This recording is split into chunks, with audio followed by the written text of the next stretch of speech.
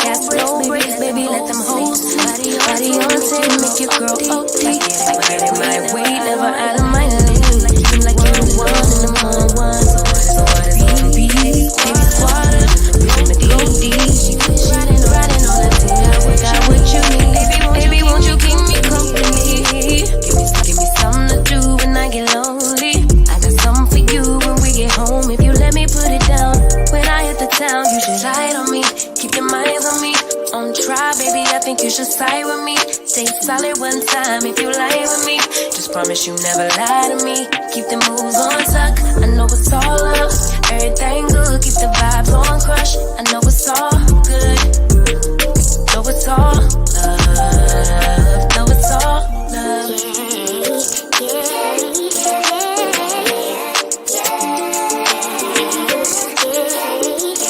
I've been feeling like your man lately. Can't nobody do it like I can daily. Baddest in the lattice in the land. Body turn your nigga to a fanny up. I made it where I'm at on my own. Had a couple blocks in the road, but I get to the bag on the low. I be counting stacks while they grow, yeah, you know me. Baby, won't you keep me company? Give me something to do when I get lonely. I got something for you when we get home. If you let me put it down, when I come in town, you should slide on me. Keep your minds on me.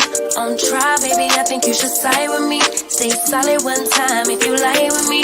Just promise you never lie to me. Keep the moves on tuck. I know it's all love. Something to do when I get lonely. I got something for you. Ladies and gentlemen, welcome to Black Man Unfiltered Network. This is Talk That Talk Tuesday. However, you already know the first Tuesday of every month. Y'all know what it is. It's ladies night. And so I'm so glad to have the ladies in the building tonight. The ladies are going to come in.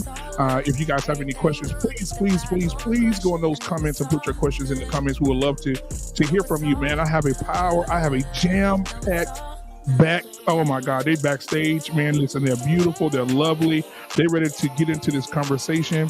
And so without further ado, before I bring them up, I definitely want to go to the sanctuary tonight and speak with the sanctuary here. Let's see here. Hey, I got my girl L.E.N. in the building tonight.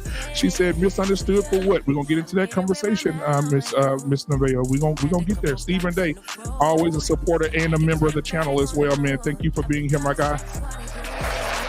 All right, we got one of the best moderators this side of heaven. Jenny is in the building tonight. Jenny, thank you so much for being here, sweetheart. All right. We got the Canadian-born Nigerian in the building tonight. What's up, man? What's going on, my guy? All right, we got IXL in the building tonight. What's going on, man? All right, DJ say, what a link at? It's ladies night, DJ. However, if you got any questions, brother, hey, stay tuned, brother. Stay tuned. Listen to these ladies tonight. All right, so let's see here. Thank you for being here, brother. All right. So Mr. Nimbard is in the building tonight. Yeah, thank you for being there, man. Hey, brother, how you doing, man? And we got Marcus in the building tonight as well. Marcus, thank you for being here, brother. I appreciate you, man. Queen Smiley is in the back. Y'all know she about to give it up. Give it up in the back. We got Bravo with Sheila. Ladies, let's chat in the building tonight. All right. Now, here we go. Ladies and gentlemen. I didn't want to cam up until they cam up. as a courtesy to these beautiful women that are about to take the stage tonight. All right, let me see me get this music. I don't want the music to be too loud for you guys, but I do want them to have their own intro because you know how we do it over here on Black Man Unfiltered. We got to have the ladies come in with this music behind them. So let me go ahead and get this right. Here we go. All right, ladies and gentlemen, we're going to start first. All right, all the way. See, Queen Smiley didn't know this. Queen Smiley thought we were the only two from Rayville, Louisiana that could be on the show.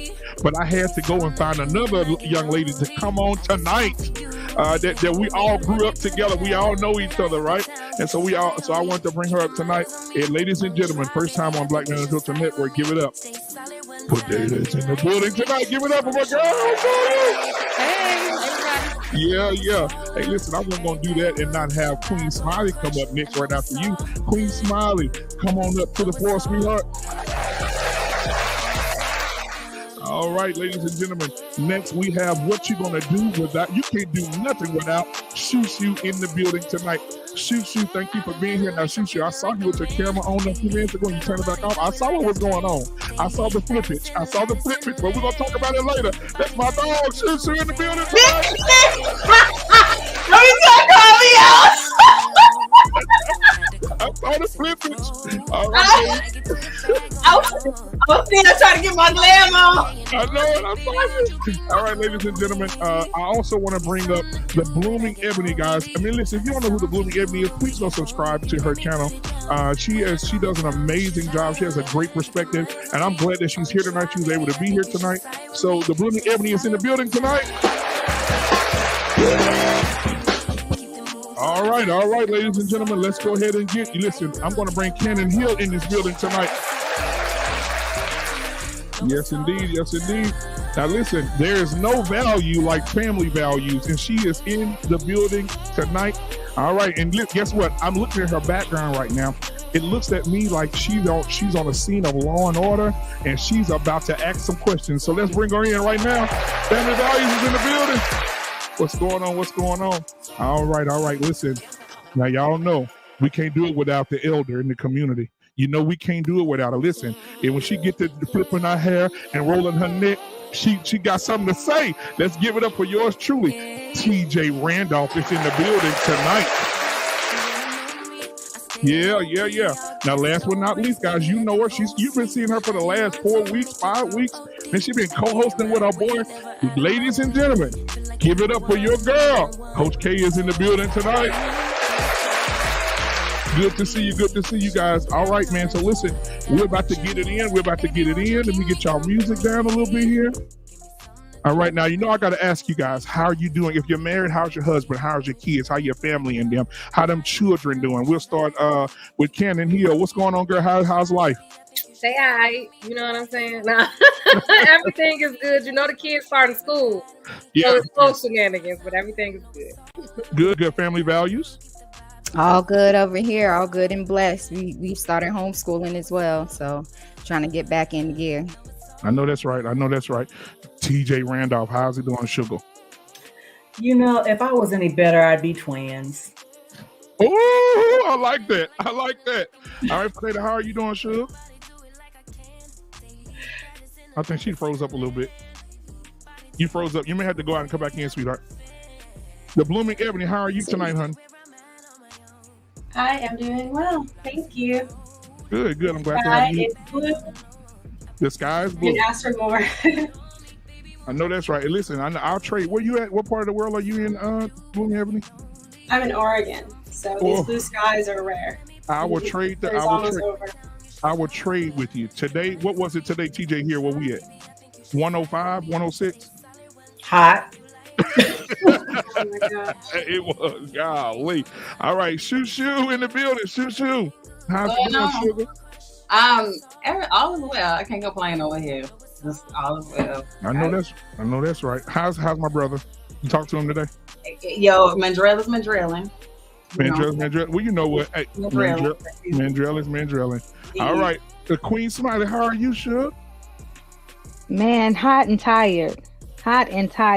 Everybody's well, though. I cannot complain. in the morning. I'm gonna do my best to stick to 2 hours, but you know how we get on here and we have too much fun and we end up staying on here till 1, No, 2. we ain't gonna do that tonight. I promise. We're gonna get the 2 hours in and we're gonna be out. I promise. I promise. I promise. TJ, I can't tonight. So my daughter is being induced in the morning. So hopefully I'll have a bouncing baby girl to love on in just a bit. I know, I'm so excited. Yeah, that's where I'm at right now. I'm like, Okay. Hey, Yeah. you're gonna have your little bundle of possibility. Hopefully yeah. in That's the where I'm at morning. right now. I'm like, Well, I'm glad for that. So you back now. How are you, Suge, and how's the family? I'm fine. Can you hear me now? Yeah, I can hear you. Okay, everyone is great.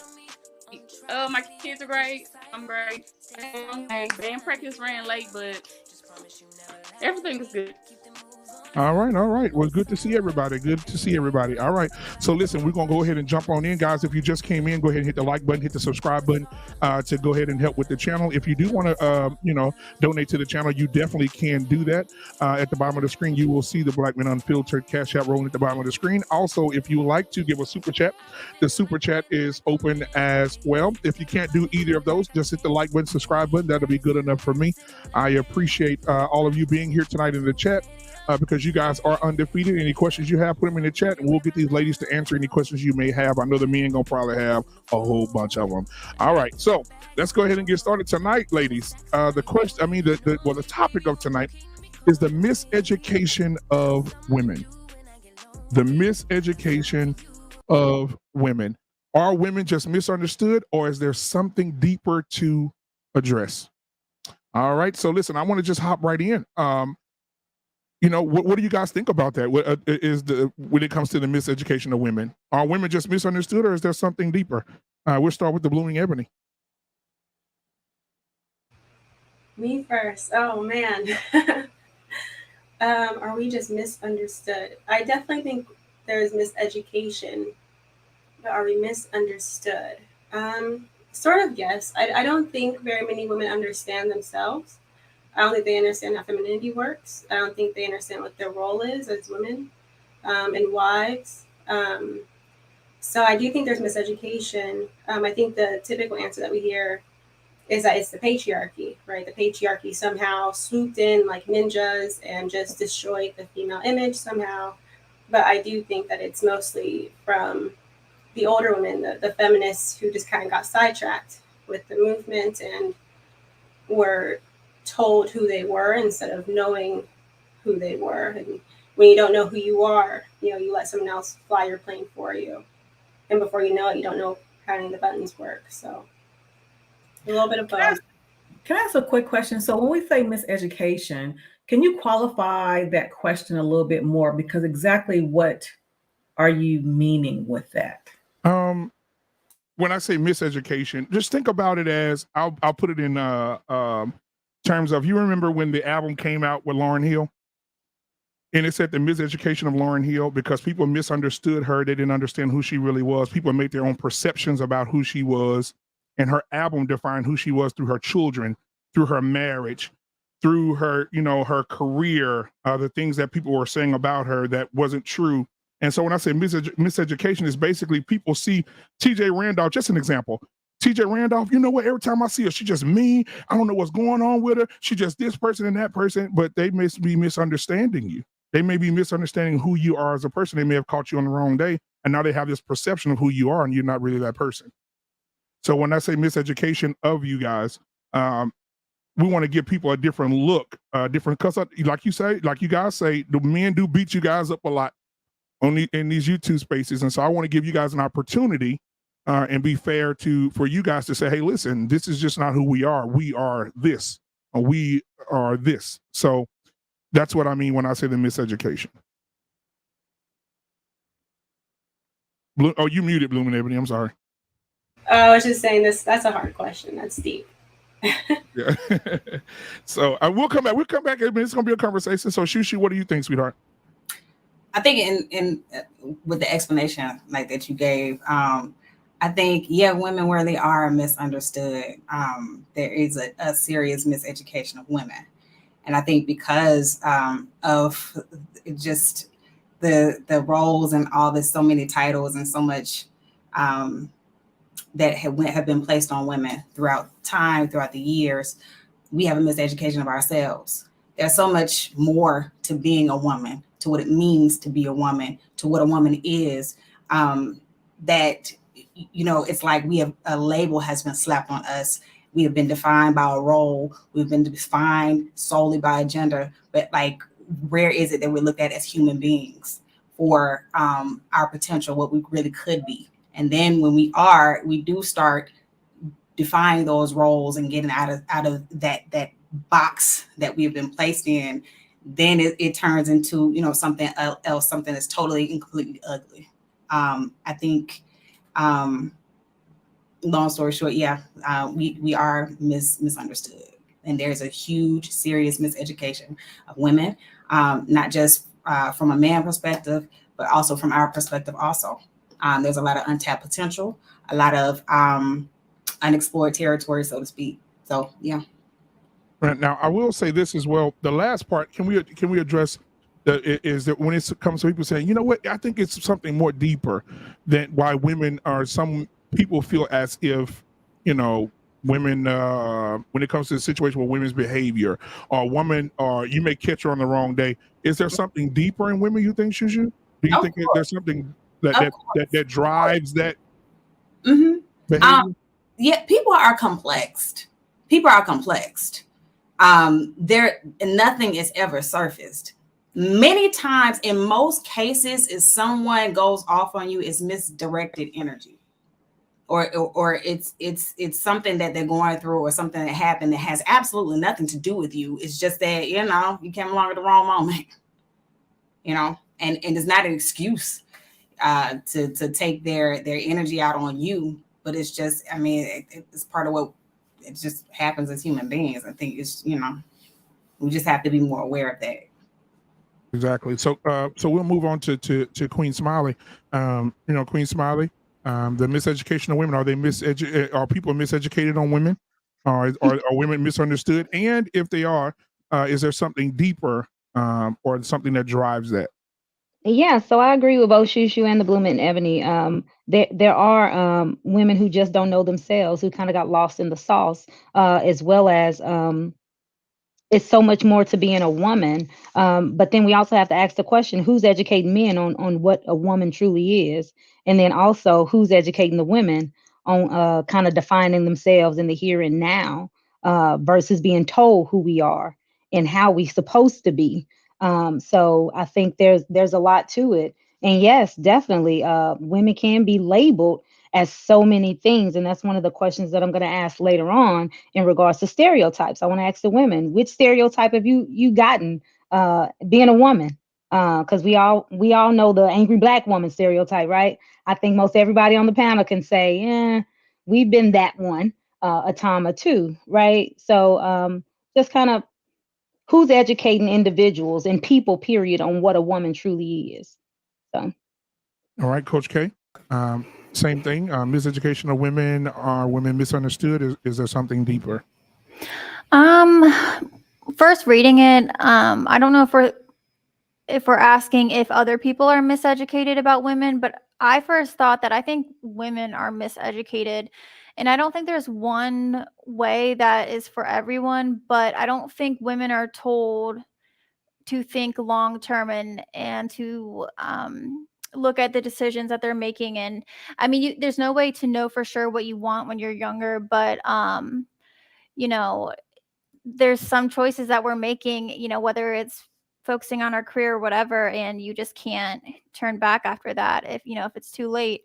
But also, as far as women being misunderstood, I think given that women are kind of we're told all these mixed messages, I think we do deserve a little bit of grace. We're especially with social media, this is new for all of us.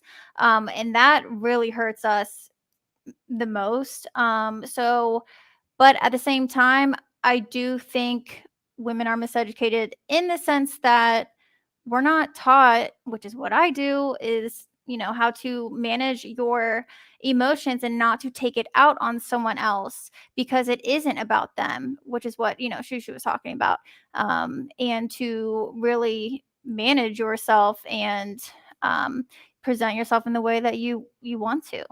So. All right. And so Cannon, yourself, same thing?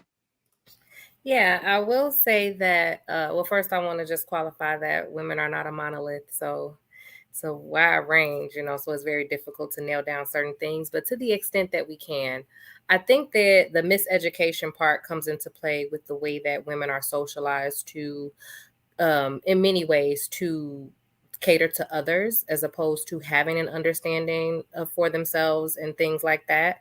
And I think as far as being misunderstood, I don't think women are misunderstood at all. I just think that the things that we have to say, either no one cares to hear or they just disagree, right? Like the way that we feel, if we say, no, this is what I believe as a woman, this is the place that I expect to have, or this is what I want, then other people sometimes feel as though they're losing ground.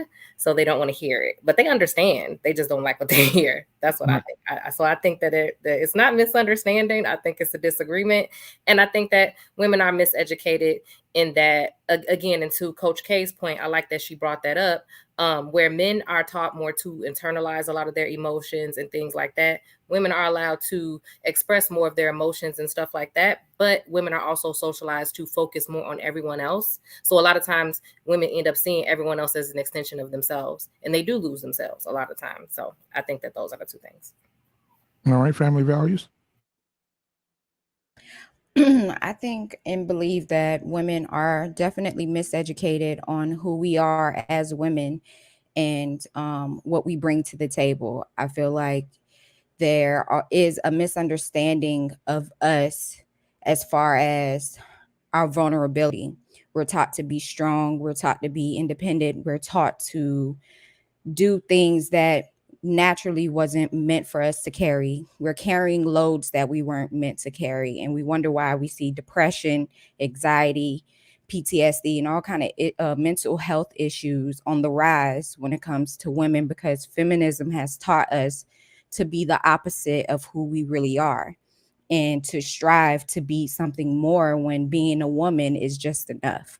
Being a servant to your family, being someone of value to your family, helping to build legacy and for generations. And it's just become a social thing where women are pushed to be and carry more than we should. So that's what I have to say about that. All right. And so TJ Randolph.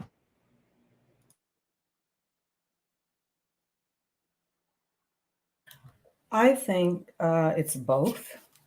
I think, going to what Cannon said, women are not a monolith. And I think if we consider some aspects of us not being taught how we should move in as it relates to femininity and family and cooking and those, just to give an example. Part of that, in my opinion, started to wane when they started taking home economics out of schools. My mother learned to cook. My mother learned to sew in home economics. And my mom is a seamstress. So there was some aspect of teaching women as far as role specific things in schools that were taken away. And now as I look back on it, and even been having conversations with my mom, who is a boomer, it begs the question that the reason that some of these things may have been taken out of school is not simply because of the cost of it, but because of the feminist movement that says that we are not only relegated to these roles. So I think that is part of the miseducation, if you will, because that was to suggest that we could not do this and not do that, where both of those things would be required or should be expected of women to do. That's just my personal opinion. Long term, I think Coach K said something about long term. I'm not really sure, but I think as I was writing some notes here, and I kind of chuckled to myself because I wonder that even if women had told other women about thinking about long-term goals as it relates to families as well as career, would they have listened? And I say no. I say no, they wouldn't have listened, because I've said repeatedly, to use myself as an example, is that there were many times my mother said that I should move in a certain way as to not repeat the same mistakes that she made, i.e. having a kid out of wedlock, and how I should be toward a man or certain things like that. And my attitude would have been, well, you don't have one, so why should I listen to you? Never considering the fact that maybe she was telling me to do these things because she didn't have the results that she expected. So I asked the question again, it's kind of like what we're dealing with now. You know, I think we just have a larger platform to talk about it. But this is not a new thing. It is not a new thing when women have tried to tell other younger women to do X, Y, and Z, and think it comes down to each group of women thinks that they know better because they're younger. They think that they know better because they think that they have time. And that is the reality of it. So I think part of it is miseducation. Part of it is misunderstanding, because again, to Cannon's point, many women are caregivers, or giving of themselves to others. So when they have an opportunity to think about themselves, that's all they're thinking about. Especially if they've been in families where they had to take on responsibility, i.e. myself again, I'm sorry to belabor it. When I was little, my mom had me cooking at 8. Cooking, cleaning, and all that at 8 years old. So when I got to college, it was no wonder that I said, I'm not cooking for nobody. Because when my mom got home, because I was a latchkey kid, house clean, ironing done, homework done, dinner ready. So when whatever, Lou, you can kick rocks. You can pound sand. And I bet you ain't got no damn wife. You can get some of this today. I'm ready. I'm done. And it's men like you who probably couldn't get a damn woman. That's why you're on here complaining about what we don't do. I said I wasn't going to cuss nobody out. I'm sorry. I apologize. Go get your glass of wine. I'm with Auntie. I'm with Auntie. I was one of the ones. My mama taught me young. She taught all of us. I'm the baby of 6. It was 6 of us, and everybody know how to cook. Everybody know how to get down. And it was the fact that we all had to learn. Now I wasn't cooking and cleaning and having everything ready because I wasn't that disciplined by the time she got home, because my mom was a stay-at-home wife.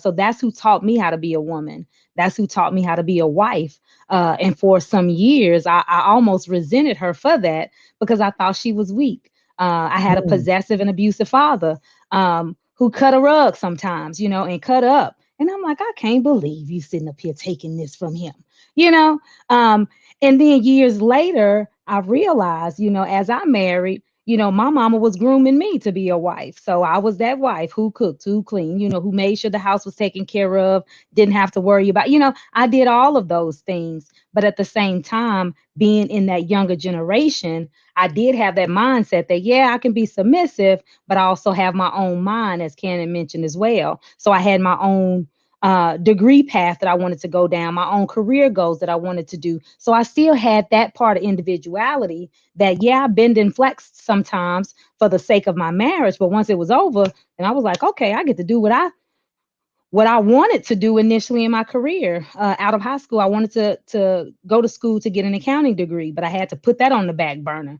for the sake of marriage. Then when I did go to school, then that was still a problem. So I had to put it on the back burner again, So once we finally get to a point where we can identify who we truly are as a person outside of nurturing and caring for other people, not saying that sense of independence kind of removes that femininity or that sense of submission, but it definitely gives you a better understanding and idea of who you are, so you know what you will and won't tolerate moving forward. And I know I mentioned individuality in the sense of being married, yet having some sense of individuality. Not saying that we're married and we're not jointly combined now, we're not one. But if I don't eat hot stuff, I don't eat hot stuff. I know who I am. I know what I will and it won't do, and I'm not gonna eat hot stuff just because this man does. I'm not gonna only cook spicy food because this man does. I'm still gonna identify with Sylvia, even though I'm this new woman for this guy. You know what I'm saying? Come on, Auntie. I just want to respond to Driscoll TV. You make a good point, but it wasn't college that made me resented. It wasn't college that made me resented. I think it's going back to what Cannon said, because for anybody that's gone to college, period, after leaving high school, you have this sense of independence. You're going to do what you want to do because you get a chance to be grown without having the responsibility of really being grown. So that is what it was. It wasn't that college made me resented. It was the first time going off as a semi-adult that I could, like Queen Smiley said, I can choose what I wanted to do because I was required to take on this responsibility, early on, cooking dinner and all those kinds of things. And, even when I stayed with my father, cooking full meals for my dad. So it wasn't college, but college was the first opportunity for me to express that independence or thinking for myself, or thinking not for myself, but doing things for myself. So that's the difference. Do you think college played a big role, like as far as social programming, because this is what was normal between your peers? This is what was normal between the women that you were around, to be independent and not be thinking about, being a wife or a mother? I think it's a combination of both, because one of my closest friends, I was just talking to her earlier, she's the youngest of 8. And she came from a background like myself, cooking, cleaning, all that kind of stuff. Many of us, and our situation is a little bit different. We were first generation college students. So again, and many of us came from, poor backgrounds or whatever. So it wasn't that, because it's a funny thing about it, because the same friend is almost at chef level cooking. So it wasn't that we didn't want to do those things. It's that we wanted to be seen for more than just that. And that's what I'm saying. A sense of independence. Apart from what you were taught growing up. Well, more than just washing and cleaning. Because like I've said before, my grandmother never even drove a car. She never even wore pants. Now, not to say that even if she could, that she wouldn't have still had my grandfather drive, but wanted to be looked at and valued for more than just that. And again, I think what I'm struggling with, and for a minute I kind of fell off on it, but there's nothing wrong with having done those things. It's nothing wrong with being a wife and mother. It's nothing wrong with maintaining a house, but it's also nothing wrong with having gone to get an education, having gone to get things and to do things that many people couldn't. And quite frankly, if I'm using myself as an example, the reason that I wanted to get a college degree is because my grandfather did not have the opportunity to do it and wanted me to do it. So I think the miseducation is thinking that we had to trade one for the other. And I think that is the problem, because we didn't. Anybody else want to hop in? I was going to say, go ahead. Yeah, no, I was going to just respond to TJ. I think that some of it, or a lot of it, does have to do with, I'm not sure if we necessarily feel we have to trade one for the other, but I feel like when you have certain social expectations on what you're supposed to be, that's what forces the choice, right? Because if you can be accepted in your fullness, right, then you can have both. But a lot of times in the society, I feel like a lot of things in the way that we're socialized, it kind of forces you to, which is kind of what we're even discussing on the panel right now. Like, we're being put into a box. It's like, you're the independent college woman, or you're the submissive housewife. Those are like you have to pick a box to jump into. Like, you can't be you can't fully embrace aspects of both of those existences. And I think that that's where the pressure comes into play. Do you agree, TJ, that it's like, you're kind of forced to be like, I'm gonna be this, or I'm gonna be that, because people put you in a box? I do. And again, some of it is definitely rearing, because I've had several of my friends that went to college with me. Many of them came from 2-parent households, but some of them didn't. But many of them got married, not necessarily in college, but shortly thereafter, and were able to do both. So again, it goes back to what you said. Women are not a monolith. Some just got it quicker than others. I definitely believe that you could do both, but I think there was a push from society, a push after feminism to make education your priority and push off marriage until later. And it's caused, look at our communities now. A lot of women aren't married, and they're starting to regret it after they have their degrees because they're not fulfilled with their degrees. And they're like, I missed out on my good years focusing on my education. So I think a lot of it came from feminism, like we always speak about, and in the push. Like when you go to school, it's all about choosing a college. Our schools are pushing it. Our parents are pushing it. It is society telling us that this is what makes you successful, not marriage and kids. Marriage and kids is going to hold you back from success. That is the message that I've been hearing for years. Yeah, I agree. I think what's being pushed is that you're not complete if you don't have an education and a career. Homemaking and being a wife isn't enough. And it's unfair. Like I listen to a lot of homemakers, and they all have some type of video around accepting that they're homemaking, accepting that it's enough, because they oftentimes get questions like, well, when are you going back to school? When are you going back to work? What do you mean you don't have a college degree? There's no way you're happy that way. There's no way that's fulfilling. And it's like, if you don't have a career today, then people are telling you that you're not reaching your full potential, right? You can do so much more than just being a homemaker, just being a wife. And they use that language. And we can sit here and we can say you can have both, but something's got to give. And I think when you're constantly being pushed in one direction, as if that is what's going to make you feel full, and you're not educated on both options, there's a way that you can balance both, but we're not taught that balance. We're told this is what's going to make you feel fulfilled, and the marriage is a plus. And women down the line, they realize that it might have been the opposite. Anybody want to jump in on that one and respond? I do real quick. Go ahead.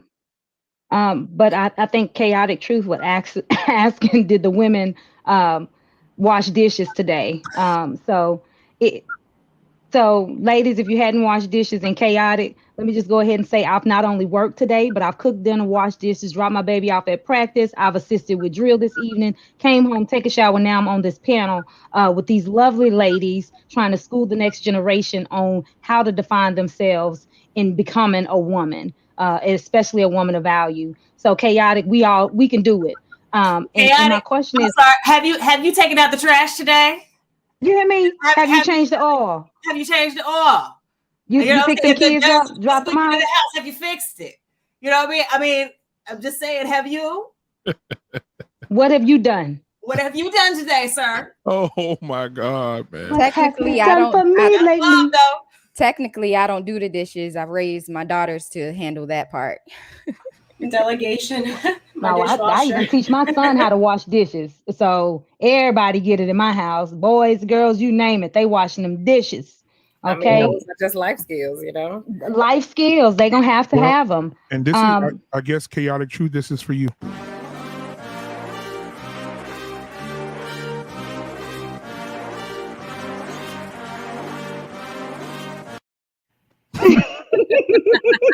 And that's it. So don't play. Not with the women on this panel. I have a question, if I may. Sure. For the ladies, when we talked about the definition of a woman, and you said, and Queen Smiley just said, "Hey, listen, we're schooling young women on how to become a woman," right? And so I want to ask you guys, what is your definition of what that is? What is a woman? I was just going to speak to that. We're colorful. Somebody that has ovaries. It's so much to being a woman. There's no just, this is a woman. Yeah. You got to have ovaries. Yeah. You gotta have, but I would say breasts, but some of y'all men running around here with them. But y'all want us to be 120 pounds, okay? Y'all want us to be 120 pounds, looking like J-Lo on most days. But there's so much to being a woman, and we don't have to fit into a box. The Bloomin' Ebony just said, nobody's truly teaching us how to make that selection. But we're at a point now where we can see and recognize different sides of the spectrum. Just like on this panel, there's so many varieties of a woman within this panel in itself. Anybody can pick up at any point in this podcast and say, I like what I see in Shoo. Oh, I like what I see in TJ. Oh, I love what I see in Family Values. Okay, Cannon. In Bloomin' Ebony and Coach K and myself. Having these conversations help to kind of say, hey, we don't have to fit into a box. We're colorful. We're truly colorful, and we shine bright. And we have to embrace that. And we have to also watch our surroundings. How can we be taught? We kind of get to pick and choose how we're taught to become a woman. We get to pick and choose those narratives and those circles that we're in. So if we're only listening to homemakers, or if we only listening to married women, or we only listening to career-driven women, those are the sounds we will constantly hear. So those are the things that will feed into our spirit, and then therefore we'll become those things. But when you become more eclectic as a woman and you surround yourselves in different circles and socialize and view more and live more, you have an opportunity to kind of help define yourself. You made me. Did I mention fallopian tubes? Oh, I'm sorry.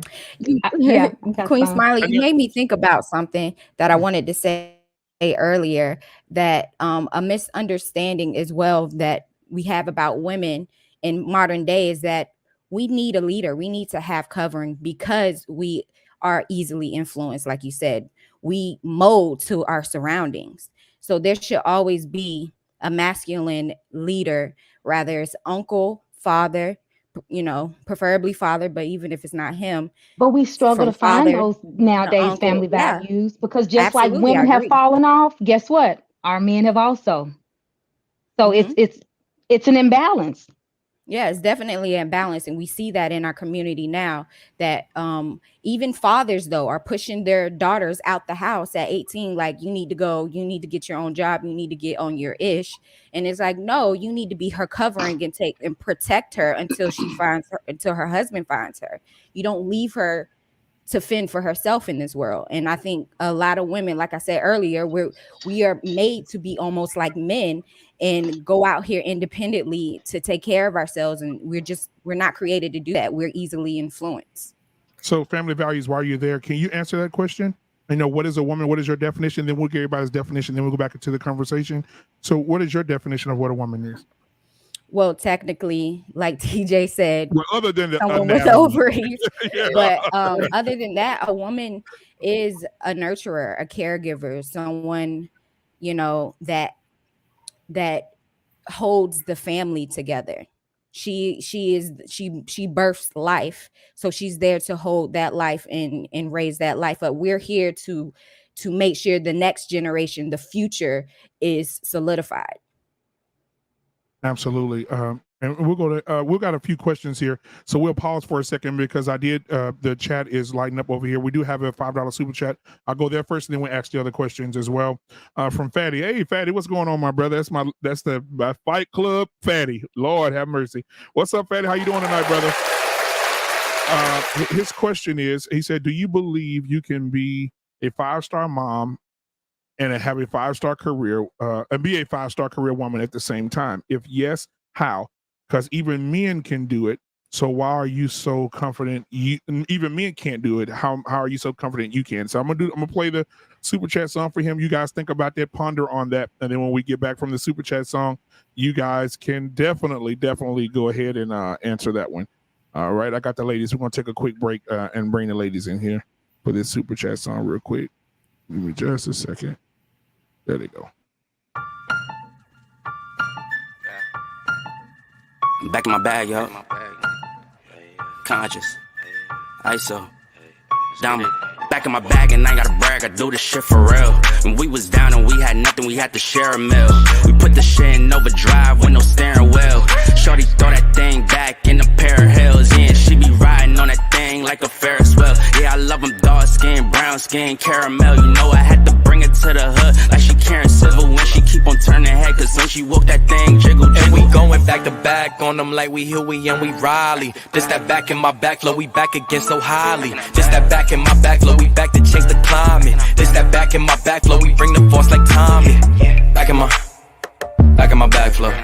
Back in my, yeah, back in my bag, yeah. I'm back in my, yeah, I'm back in my bag, yeah. I'm back in my, this is my, back in my bag flow. All right, guys. So let's get to that question. Go ahead, Kenan. I know. Yeah, go ahead. What I was going to say is just even during this conversation on this panel, we can see how the only thing that is consistent with the way that women are treated is that you're going to get criticized. You're going to get criticized for having a career or going to school or doing whatever. People are going to say, "Wow, this is not important. Like, you need to have a family. Why aren't you a mom? Why aren't you doing this?" And on the flip side, if you are a stay-at-home mom or wife and you do prioritize those things, people are going to criticize that. To Blooming Ebony's point, when she say people will be like, "Why are you only doing this?" And like, that's one thing that I have learned in all my years on this earth, right?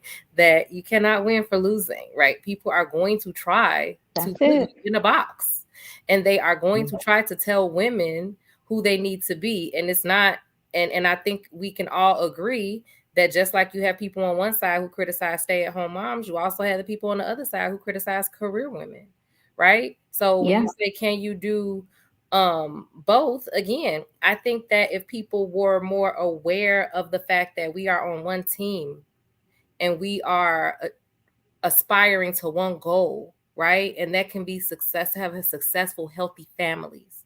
And then we figure out amongst ourselves in those relationships, what does that require? What does it require from me? And what does it require from you? And then just execute instead of being so caught up in what everybody else thinks about what you need to be doing. I feel like if people were able to do that and use a little bit of emotional intelligence, then you can, because you need support. And it literally does take a village. It really takes a village. And I think that that's one of the biggest lies that we've accepted with this current society that we're in. Everybody is so everybody by their bootstraps. Oh, we all, everybody in their own little silo. When you do it on your own, nobody does it on their own. Nobody does it on their own. So I think if we get back to understanding that and we support those common goals, then we can get somewhere. And I think that's where we get lost. And we use Queen Smiley's words here, lost in the sauce. Because when we grew up, your mother taught you to be a wife. Your father taught you to be a man and a husband. Then on the flip side of that, this is how we grew up in the South, because me and Queen Smiley grew up in the same town. So this is how we grew up. And then once you learn those things, then you were taught other things. You were taught how to cook. Men knew how to cook. Women knew how to cook. Everybody knew how to do certain things. But when it comes to the village is very important. And I think you can't have one without the other. I think when you're in a community and your man is teaching you how to be a man, it was your father teaching you, your uncle, Mr. Billy across the street, Mr. Murphy at the corner store. You right, Miss Smiley? Mm-hmm. Mr. Murphy at the corner store, you go buy something, he'll put some words into you. And now we're living in a world that's so selfish. It's all about me. It's about me. I don't care what their kids done over there. I know her daughter had a little boy sleeping in the window. It ain't my window. Yeah. Right? And so but it's that. It's that, and that includes men too that are selfish, and I think that's important. No, I'm talking everybody on both sides. Yeah. No, this is shout out to Lou. Hold on. Yeah, hold on. Let me put them up. Lou sent a $100 super chat. Thank you for the $100 super chat, Lou. He said specifically, I'm gonna give TJ some time to breathe here. TJ, he said, I was not speaking to you specifically. I made a general statement. Based on how you got triggered is very telling. If you are willing to attack me, be ready to stand on it. To start, I will sponsor the panel tonight. Thank you for the $100 super chat. Now, before you respond, TJ, we're going to go to Asia. And when we go to Asia, we're going to let the women dance. And then when they get through dancing, you should have enough wine and enough breathing to respond. Here we go.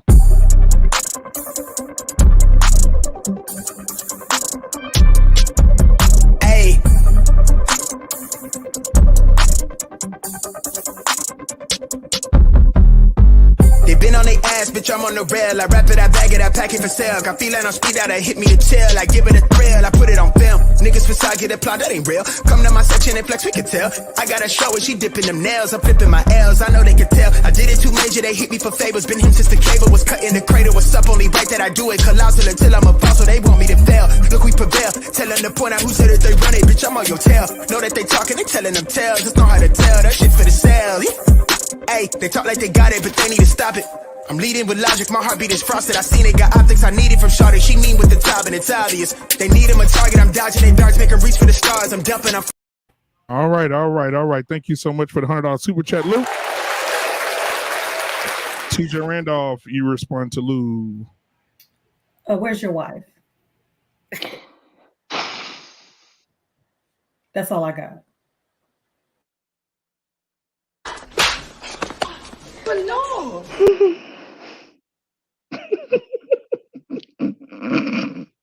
With that being said, I want to. DJ Jig Tight said something, but I'm gonna hold that one. DJ, I'm gonna hold it. I'll save that question, but I'm gonna go back up to another question that was asked here because I saved it. The question was, do you think that women have a misunderstanding of each other? Anybody Very much so. Yeah. I think so. Because we've said it 1,001 times in these panels, different strokes for different folks. When people have an idea of what a woman should look like and they strongly stand on their beliefs, any woman that's doing anything different outside of that is wrong. Okay. So women do have a false, and we can talk about the video from last night, you know. I think looking at that video, she's wrong. But if she's looking at that video to herself, she's totally right where she stands, you know? So maybe I'm misunderstanding where she's coming from. Oh my God. Yeah, that video was horrible. If you guys didn't see it, we had an unfiltered reaction last night. Guys, it was something else.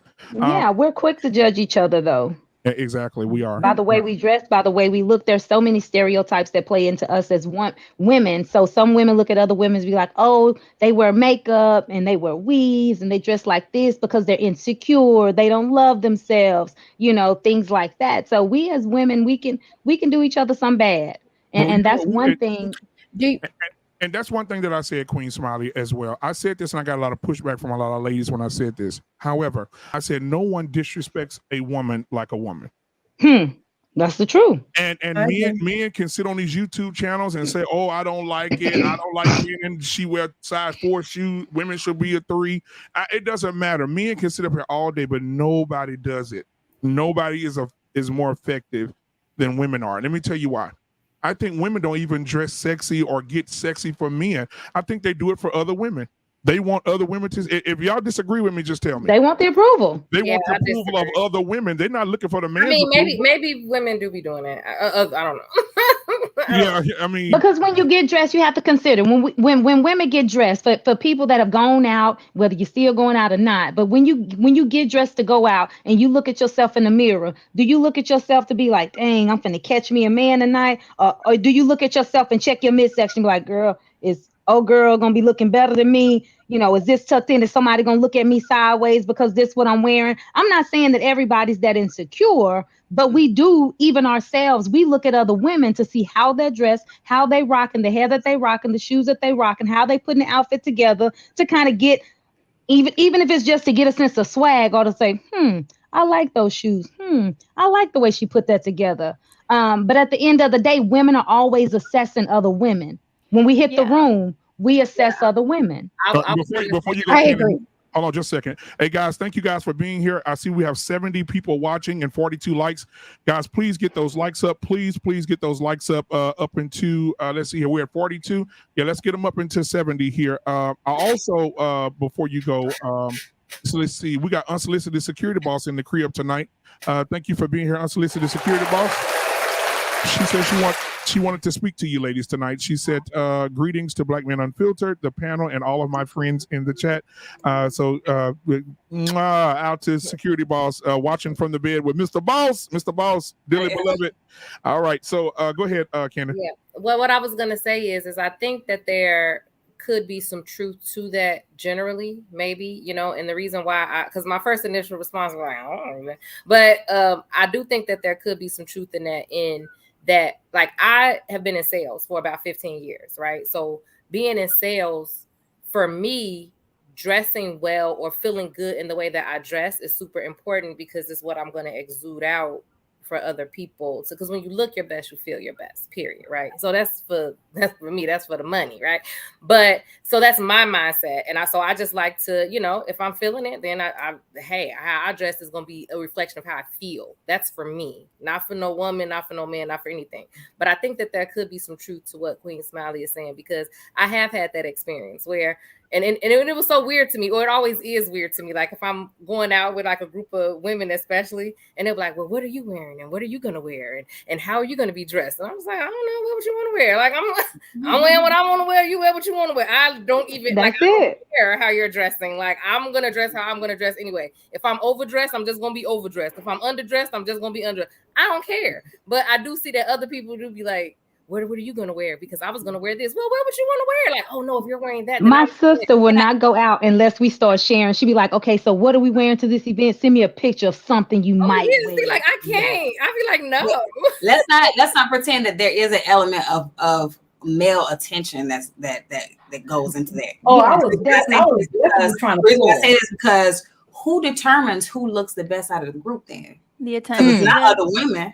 Do you hear me? The one who gets the most attention from men determines who looks the best out of the group. So let's not pretend like some of that ain't for male attention. To who though, right? Like to who? Like, but who looks the best in whose opinion? Like if you trying to prove amongst your friends, like I look the best tonight. Because it's who pulls the most attention in the room. Because you think about it, like every woman on this panel can attest to it. When you walk into a room and the chick who thought she was the cutest in the room, she hit you with this right here. Yeah, that's what I mean. Like other people sizing you up because she ain't the cutest one in the room no more. No more. Competition has walked in. See, but even if she with a man, she got a man. She's not drawing all the male attention in the room anymore because her man is looking at you when you walk through. Exactly. But look at how that mindset works for you. Like you finna be walking into every room trying to be the best looking one in the room. Everything like that's just too much for me. To be let me give you an example. So some women, if your friends are asking you what you're wearing, they're trying to one up your ass.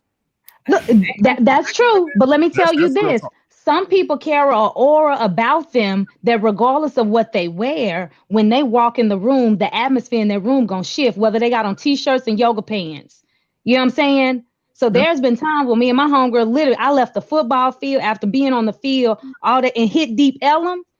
One of the nights I got the most attention and all I had on was literally just a red t-shirt, a red Under Armour t-shirt, a dry fit t-shirt that was halfway too big and some yoga pants with some chucks. Yeah. Queen Smiley, I know you, Queen Smiley. So you go, no, hold on, y'all. I'm not just gonna let her say that. Shut up. Queen Smiley ain't walking around here no stick either. Queen Smiley built like Serena Williams. And so she's not going to be out. And when she walked through a room, they're going to look because of her build. Now, listen, we're not going to play no games, Queen Smiley. We're not going to act like you just ain't walking in no yoga pants and dudes are like, damn, come on now. So I'm not saying that ain't true. I'm just saying. I guess that's kind of my point. Like if it's always gonna be somebody built better than you, or other people think dress it's better always than you. I was just saying to Cannon's point, some people just walk in the room and just shift the atmosphere. That's all. To Cannon's point, it ain't so much as to who gonna one up who. It's just some people got it, some people don't. And that's where the pretty girl privilege comes in, which is my next thing I want to say. Oh my gosh. Pretty girl privilege, where say for instance, Cannon, you got dressed up real nice and you walk up to a concert and you got your homegirl with you. And your homegirl is not a sight for sore eyes, but she makes sore eyes. And y'all walk up to the door and one of the guys from the entourage say, hey, listen, damn, what's your name, ma'am? Oh, I'm Cannon. Ooh, girl, you bad. You can come on in. You ain't got to pay for shit. And your homegirl like, yeah. He like, no, not you. We talking about Cannon. I'll pay for her. Come on, girl. Ignore this dude. I was about to say the same. I just pay for her. But do you believe on the panel tonight? Because I got some more deep questions for you guys. But do you believe in pretty privilege? Yeah. I mean, they've done study after study that shows more attractive people they are seen as more trustworthy, like just all types of shenanigans. The more attractive people think people are. So yeah, there's really a privilege to that. We do it too. Men. Yeah. So I think it's just natural, I guess. Yeah. I've also read in a study that pretty women are the most lonely. That could be true. Yeah, I've heard that from guys, and I've heard that from other women who are equally pretty, you know. Yeah. And I say equally because I do say that I am pretty. Yeah. And it do gets lonely because men don't want to approach you. Yep. You got too many standards. You think too much about yourself. You carry yourself too well. Yeah. And some men feel like that they're just not worthy, so they won't approach a pretty woman. They'll approach a fat woman or ugly woman faster because they think she's easier. I'm going to defend the men here just for 15 seconds here. Yeah, I know y'all want them booger rules. If there's a man working at Starbucks and he knows that he's a great guy, but he sees Queen Smiley, just using you as an example, hypothetically here, and he sees Queen Smiley and says, damn, she's beautiful. I'm not even going to approach her because her aura is telling me that a guy that works at Starbucks doesn't even have an opportunity. Yeah, well, I mean, that's his. So his situation, it's not him as a person. It's not him as a person that defines him, but what defines him to most women today, not saying you, but I'm saying use as an example, defines him today is his money, what he makes, his situation. I don't know why we keep saying that when broke men be having women left and right. Broke men have, baby, do you hear me? I see them. They be having women. Okay, let me ask you a question. let me ask you a question. If all of you guys got together tonight and got a party bus and went out to the club, tell me what person on this panel wouldn't get any attention. I'm gonna stick out like a me. Everybody here. Everybody on this panel will get some attention, right? When y'all walk through the door, people are going to dissect the entire group and say, okay, that one is mine. You go get that one over there, and that one, right? Let the same amount of men go. How much attention are they getting? But to Queen Smiley's point, right? For one thing, you talking about socialization and traditions, right? Mm-hmm. Men are expected to approach women, right? In this culture, women are not expected to approach men. As a matter of fact, it's seen as a downside of women out here approaching men. They're going to be seen as thirsty, right? It's not socially acceptable. So that's one thing why you would see a difference in men approaching women versus women approaching men. The other part, to Queen Smiley's point, is I promise you that there is this thing where, like, I will get more attention looking any old kind of way at the gas station with like some sweats on than I will if I actually put effort into my appearance and I'm out. Like, it's always funny when we had these conversations and men are like, you're dressing sexy and your husband and and men are going to do this. I'm like, no, men don't do that. When I dress sexy and I really put some effort into how I'm dressed and all that, they do not approach. And I think it may be the intimidation factor. So they're like, nah, that's high maintenance right there. I'm not even gonna go over there or whatever. But that is the reality. Like, if I'm minding my business trying to run errands, right, and I'm just getting some gas or something, and then that's when they could get that little side eye because, dude, I'm in here trying to get gas while it's bothering me, right? That's when they'll come, you know. But when you like just out, you know, especially if you with like a lot of pretty girls and everybody. Okay, now what about the young lady? See, and that's what Queen Smiley said the other night, which made me think about this conversation when she said that every woman is not going to be should. And I heard this on a panel the other morning. It was a deep question. They talked about it for an hour. You know, when you're growing up as a child and you're a young lady and you're not a looker, should your father tell you? Should your father say, hey, you know, should your father prepare you for what's coming? Right, and that was tell you that you're not a looker. No, I'm saying okay. So especially when looks are subjective, I wish somebody daddy would be able to. It's like giving people that false sense of. Go ahead, family value. I think a man should be honest. No, not hurt her feelings. Don't, of course, build her up, build her self-esteem, but be honest with her and let her know that you need to make sure you keep your hair done. You need to make sure you put effort in. So she knows that she needs to take effort in her looks because it's not as good as you wish that it could be. I think a man definitely, especially a father, should be honest instead of treating women to be delusional. Then they grow up thinking that they deserve more than what they can. And listen, guys, don't the reason I have a problem with that, the reason why, I'm not saying it's not true, but the reason why I find that concerning is because a child is going to look like one or the other parent. And beauty is subjective. Okay, let me say this. Hold on, as women, how many of y'all have gone to your homegirl that just had a baby or a friend or someone you didn't know in public, and you look down in the baby seat or the walker, whatever, and you say, oh, she has some pretty shoes. Some cute shoes. I say good hair. That I think are ugly are I just say they're precious because all babies are precious. Okay, some are cuter than all babies may not be so cute, but you're not but they all of them are precious. Right?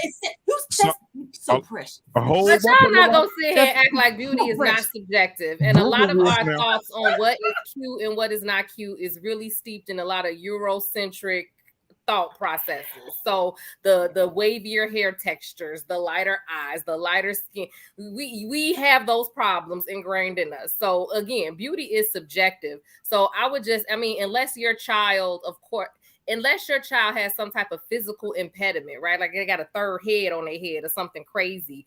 I don't know why a parent would look at their own, because it's a choice. I don't know why you would look at your own child and choose subjectively to think that they're ugly and then tell them that they're ugly. Coach K, in their reflection of you. Okay, Coach K Stern. Okay, Kenneth. Now, Coach K Stern. Me and Queen Smiley went to school together. Look, and there were girls in school that looked like booger wolves. Hold on, black man. Coach K over here stirring, and I'm gonna respond to Kenneth, and you know what we said. Yeah, go ahead. And I'm sorry with the booger wolf comment because go ahead, Coach K. I'm sorry. I don't know what that is. Wait, what? What's going on? No, I'll explain to you later. It's a metaphor for an real ugly person. But go ahead. Go ahead. What I was going to say is I think you can be safe, and all parents should do this anyway. I mean, I don't have any kids, but just teach your especially your teenagers, just proper hygiene and also like taking care of yourself. Because, not too long ago when I was a teenager, I just showed up wearing whatever. But the way that you treat yourself internally, you're going to show outwardly. So if you don't like the way, you're a little overweight, you're probably going to try to cover it. But that doesn't make you feel good either when you're wearing like big baggy clothes. Don't get me wrong. I wear a baggy t-shirt, whatever. But at the same time, I think you're safe teaching them how to care for their own one and only body in a way that promotes, self-esteem and without saying, and I think that goes with, physical health too, because in a lot of the parent groups that I'm in, just for my business, whenever a mom doesn't know how to, and moms, you can, of course, give me feedback for this, but they'll say that they don't know how to approach their daughter who is overweight, but they're concerned because whether it's they don't want her to get bullied or they just know it's going to be more difficult. And then some moms will be like, don't use the word diet. Don't use the word diet. And it's like, okay, yes, totally get it. But can we all just, without being big babies, can we all just talk about how they're just proper exercise and just eating clean? There's nothing wrong with that. We can love them for who they are without going to the extreme, like, oh, we're just going to let them just, eat whatever, I guess. Right, Coach K. That's why I think it's so important that you have, other children are brutal though. Other kids. Go ahead, family values. Go ahead. That's why I think it's important that there's a man around, because there's hard lessons that our children are going to have to learn. And sometimes that means not being so soft with how we come about it.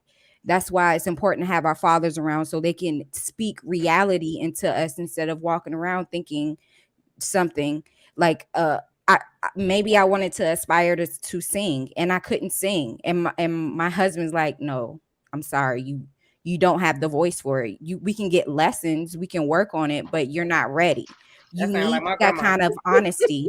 You need that kind of honesty to be a well-rounded adult.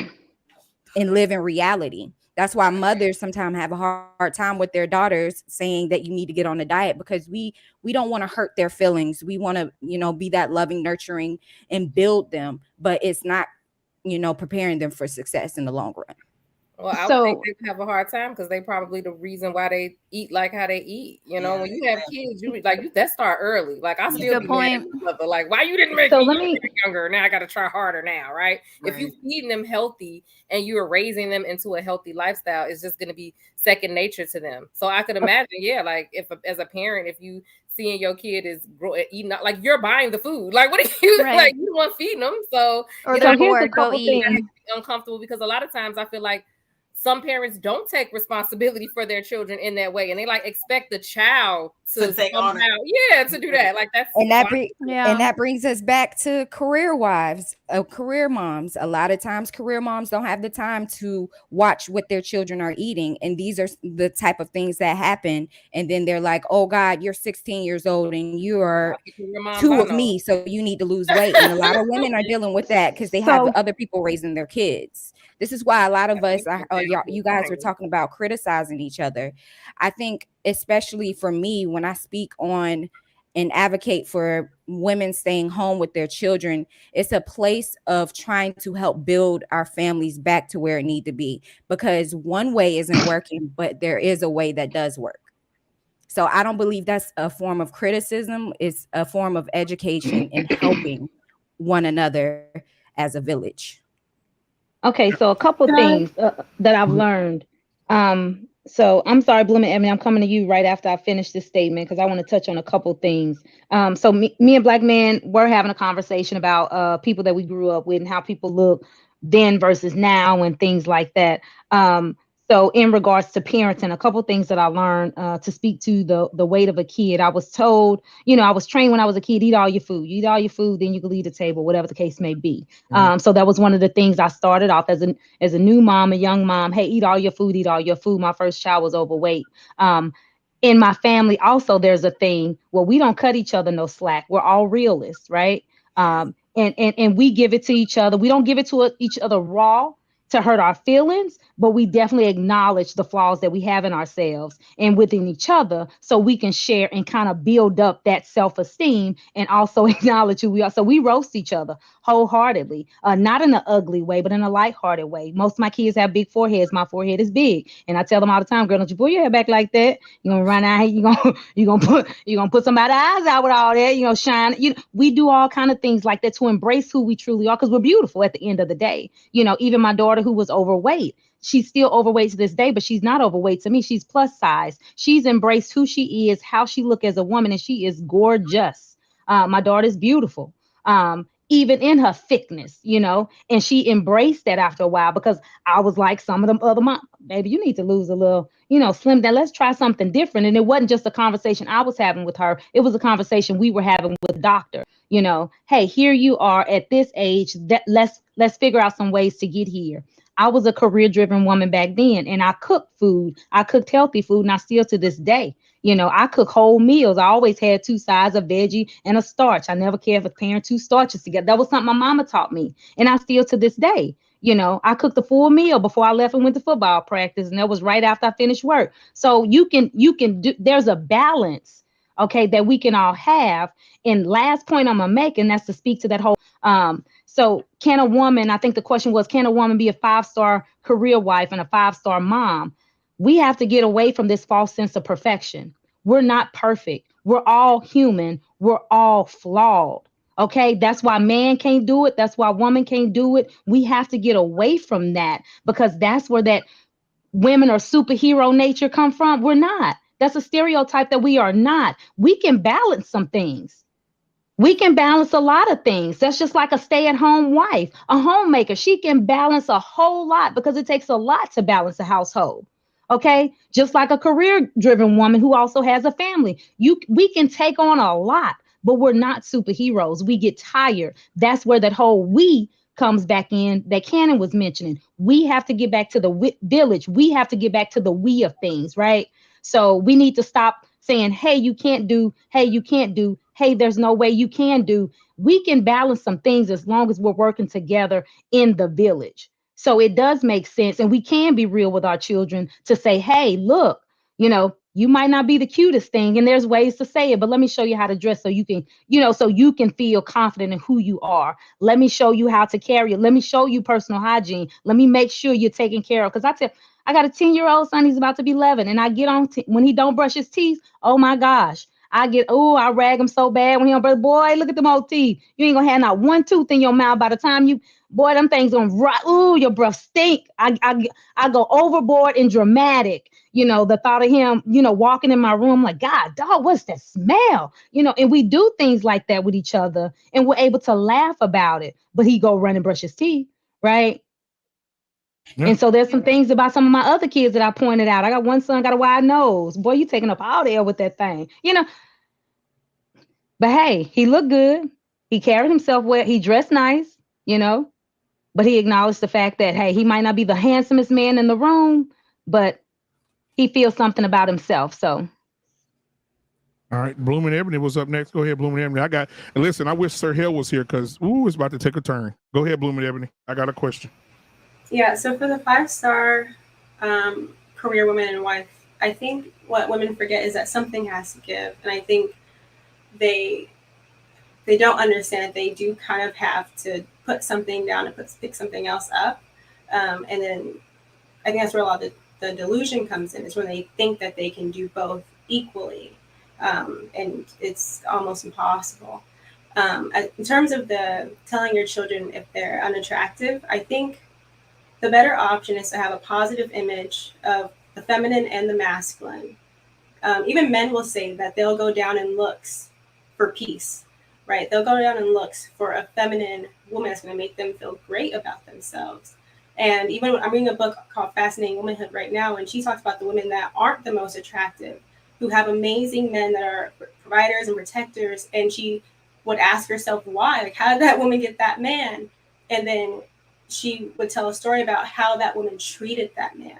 And that was so important to him. So when it comes to telling your children that they're unattractive, I think that's a slippery slope. I had a friend whose parents would tell her that she was unattractive, and it really screwed her up.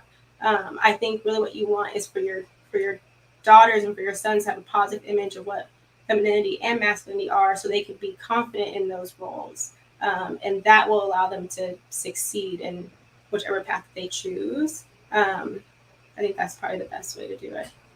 Feminine women will win. Can I contribute something to that? Absolutely. With respect to the 5-star thing, I used to ask if women can have it all.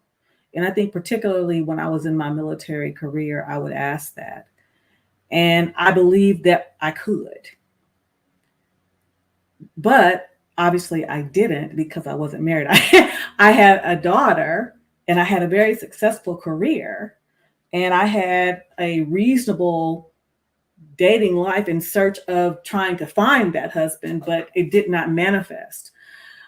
But I think Queen Smiley said we can do a multitude of things. And because in as much as I did not have a husband, and we know that there are a share of crappy moms that whether they're single moms or married moms, because there's some trifling ass married moms too. Let's keep it 1,000 wow. So, but with that, to her point, to Queen Smiley's point, I excelled in my career.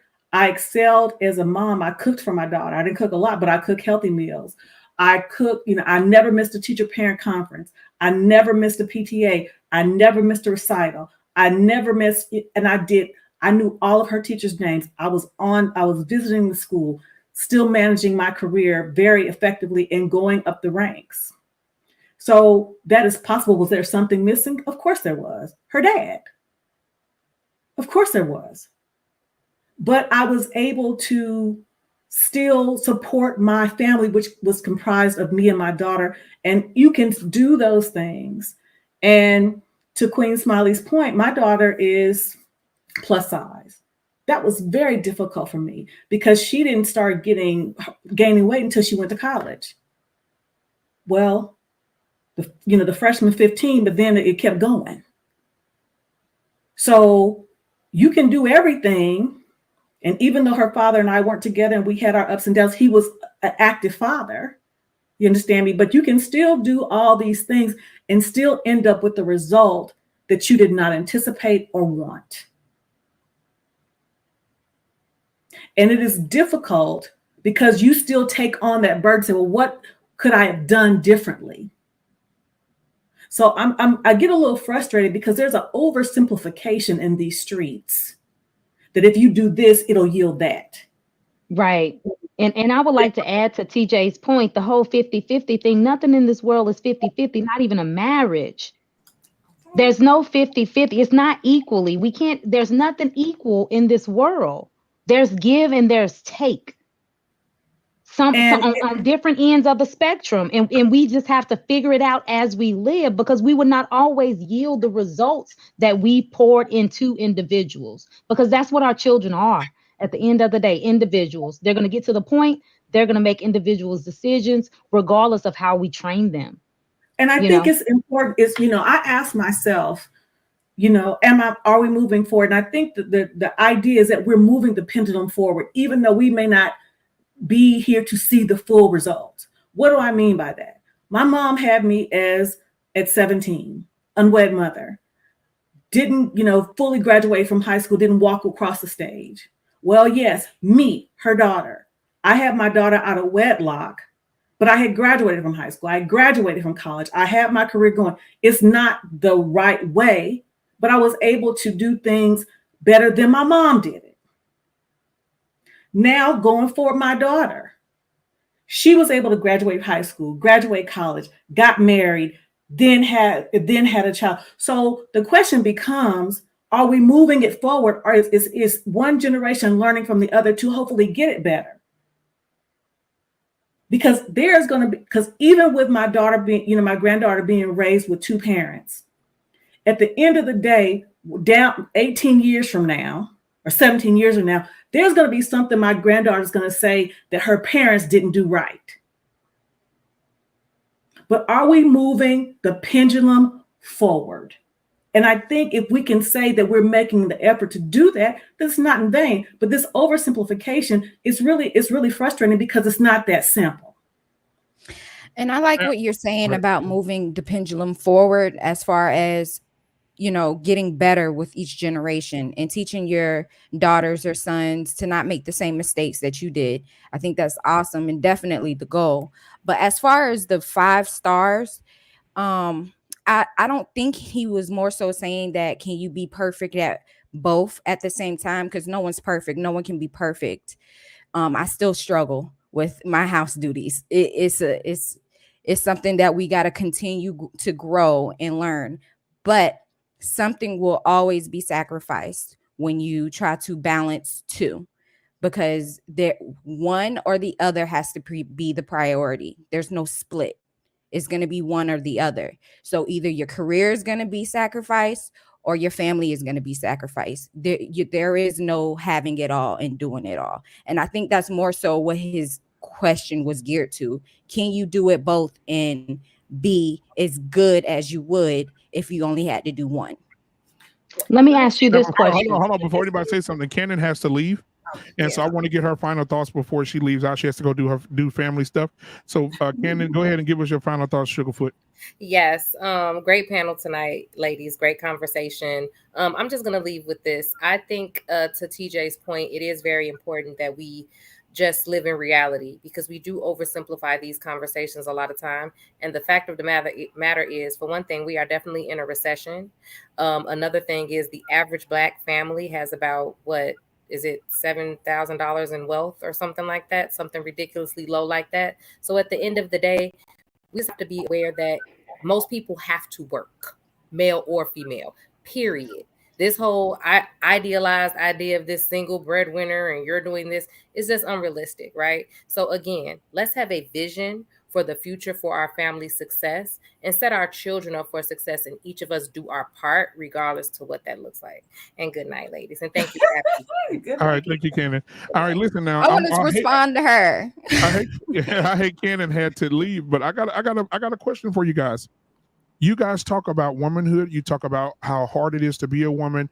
You talk about how you guys are in a box. Men put you in a box. We talk about women being just pretty much just ran through the cleaners. And then we talk about the things that women have to go through, being a house mom, taking care of all the kids, picking the kids up, taking them to the doctor, staying up with them all night.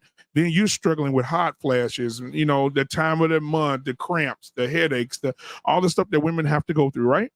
So my question to you guys is, because somebody asked this question in the chat, I think it was What We Know podcast. As women, how do you accept, and how do you feel about men who become you? Men who say they want to be identified as you, and society looks at them as women, and they win awards like Woman of the Year. They're inspired to be they're in everything. Now they're in pageants. Now they're become the sexiest woman alive. Now they're the sexiest, woman this and woman that. How does that affect you guys as women? First of all, do you accept it? Are you okay with it? And how does it affect the women of today? Go ahead, TJ. I'm waiting on you, baby. Go ahead. No, and I don't like it, and I'm gonna tell you why. I said on one of my shows, I am all for whatever your rights are. Have them.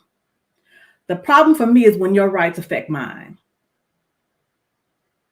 That's the problem for me.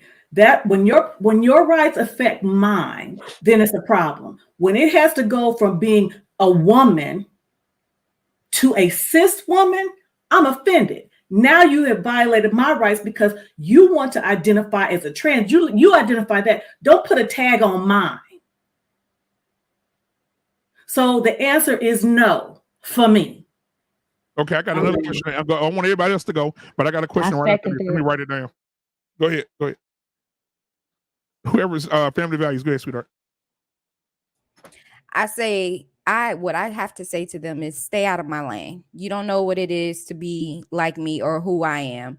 You don't have ovaries. You don't go through what I go through. You don't birth like I do. I think it is insulting that you get to win awards that should have a female on there. You're not a female. You're a male that wants to be a female. There's a big difference. And I think we're getting way out of hand.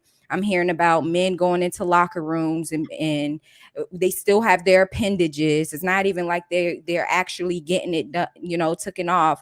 I don't want to have to see that if I go to the gym. That's violating me.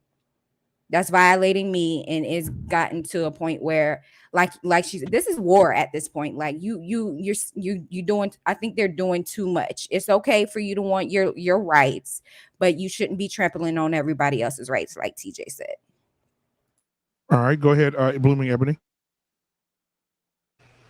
I agree. Also, I find it very insulting that they can put on a wig or grow out their hair long, put on some lashes and some makeup and a skirt, and all of a sudden they're a woman. Like, oh, I just feel like a woman today. And then you ask them what a woman is, and they have no idea. It's the most annoying thing in the world. It's so incredibly frustrating. So no, I don't accept it. I think create your own lane. You can drive next to me if you like, but don't hit your blinker. Don't get over here. It's full.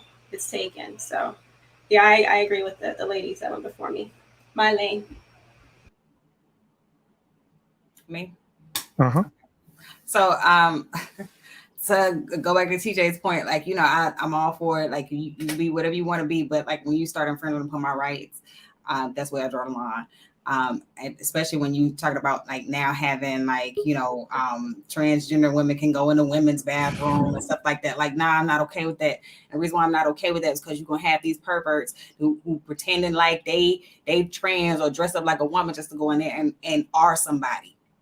Or they not going to be happy until somebody's child goes in there and is art. You know what I mean?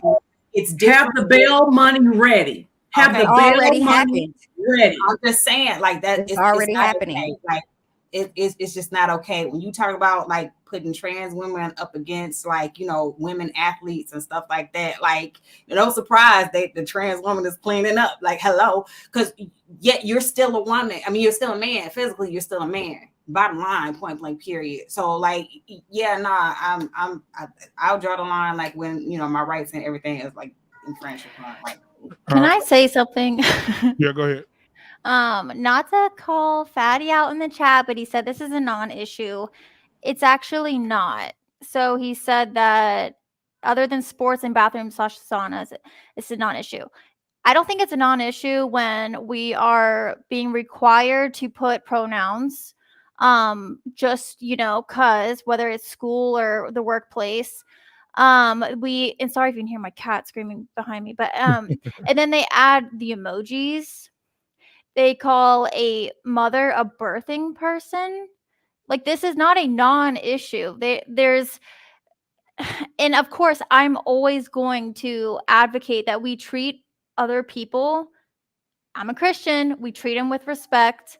But for such a small amount of the population, there's a lot being enacted right now. So, and let me say this real quick, guys. And that's where you behooves one to know what you're talking about. Yeah. Now, Queen Smiley, I'm gonna get your perspective, and then because I got a big one here, I got a big question right after that. So, Queen Smiley, go ahead and with your perspective, and then I got something else. Yeah, I just wanted to second Auntie TJ. It's a no for me. And I don't mind people identifying. I have people in my family that I truly love, who are whatever they choose to be. Don't bother me one bit. Love them to death. But when it comes to my rights as a woman, when you're winning things in the name of a woman, and then somebody even dropped in the chat, y'all women wanted equal rights. That ain't what we was talking about. Okay, we were talking about equal and fair pay. Things of that nature is what we were asking for as women when we were asking for equal rights, and then equal pay and things like that. We didn't ask for no man to pretend to be a woman, and we wasn't trying to, as women, pretend to be men to say now we're equal. And that would take us to a whole nother conversation when we start talking about femininity, masculinity, and women being independent and well, this is what women. No, this is not what we asked for. So and it's a no. So you don't consider I don't think we can say the word, but you don't consider a transformer a woman? No. Nobody, right? No. Now, let me ask this question. Question. Here we go. So why are men that are part of the LGBTQAI plus community that do transform and say they want in transition? Why are they more embraced than straight men who? Because it's safer. It's safer for white people. I'm gonna say it. No offense, Coach K. It's safer for white people. For them to see a black man, have two black men walk in the room, one masculine, super masculine black man walk in the room, watch a gay man walk in the room, a gay black man. Watch how they're both embraced. It's safer. But even with our sisters, though, come on now. There's some black women out here that love gay men, that love to be around. They tell them all their business, girl, we're going to go travel, girl. And they're embraced, right? They're embraced. Because they're safer. Again, and they act like women. It comes back to being safer. You find some of those women who are safer in that environment with that man than they are in a bunch of strong women who are going to hold them accountable for the shenanigans that they do. It's a safe environment, period. But we just said that we don't agree with them even transitioning. So why are we embracing them if we don't want them? If we don't agree with their life? Can no one wants to hurt other people's feelings. I'm saying, like, what if? Okay, if we don't agree with their lifestyle or them becoming women and taking your rights, then why are we embracing their lifestyles to be? Oh, that's my home girl. Oh, that's my homeboy. It's the right. It's the new woke thing. Yeah, go ahead. It's the new woke thing. That's what society is pushing right now, and a lot of women, especially, are jumping in on bandwagons. It's the new hip thing to accept the LGBTQ and advocate for them. I'm sorry. This fatty person said something once again. He's in Africa somewhere. Whatever. Portugal. Portugal. Yeah, there you go. Whatever. He said that's performative and silly stuff. Okay, let me tell you something, whoever you are. Like Coach K said, you have pronouns. I mean, the whole grammar, how you Identify yourself. When I was thinking of they, I'm thinking that meant plural. It has a whole new meaning now. It does. And our kids are being taught that. Yes. Our kids are being taught that in school. So it is apparent to me, you don't have any children because it is everywhere. That is why one of the reasons that many parents are talking about homeschooling, because this kind of stuff is being pushed on our kids, are being indoctrinated in elementary school. So for you to say something as asinine is that, look it up, shows how uninformed you are. And as Mr. King said, I pity the fool that will be raised by you. And I like that you brought up children. A lot of people who are wise are noticing and seeing that this is ushering in pedophilia. Because we're talking to our children about sex in school, about masturbating and all kind of craziness now because of this. And not to mention that it's putting our children at risk because there's boys and men that can go into their restrooms and pee and whip out their little thing-a-lang in front of them. That is sexual assault. No child should be able to see somebody's underparts like that. This is not, it's just too much. And it's a double-edged. I mean, it's crazy to me because anybody who watches sports, Deshaun Watson just signed with the Browns. He has the most historic contract ever signed by a player. The first guaranteed contract, over $200 million guaranteed, no matter what happens. He could break his leg tomorrow. He getting his money.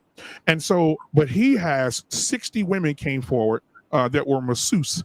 And that says that, and these are some of the things that they were saying. When he got up off the table, his penis grazed my arm. When he got up, he was naked in front of me.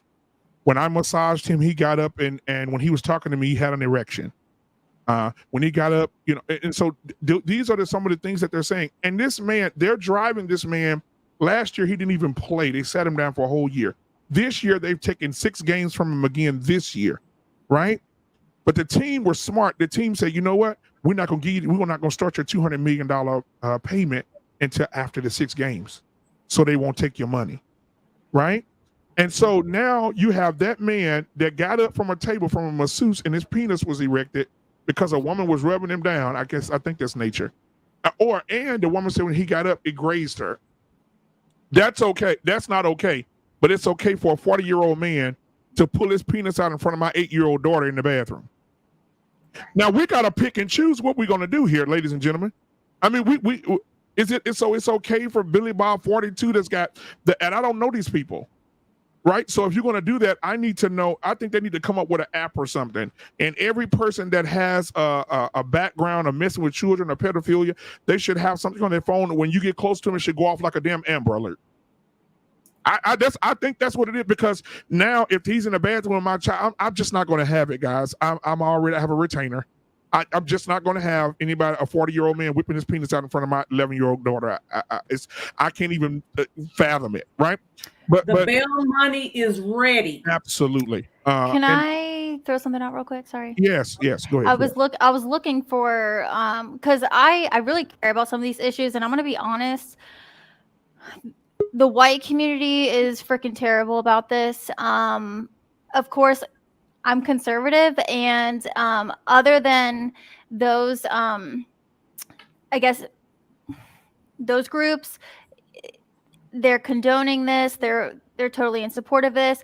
But I follow a researcher about this, or an investigator about this, and she has said that this is in Britain. So mind you, Fatty, you can look into it, that there was in 2018 there was a 4,400% rise over the previous decade in teenage girls seeking the treatments.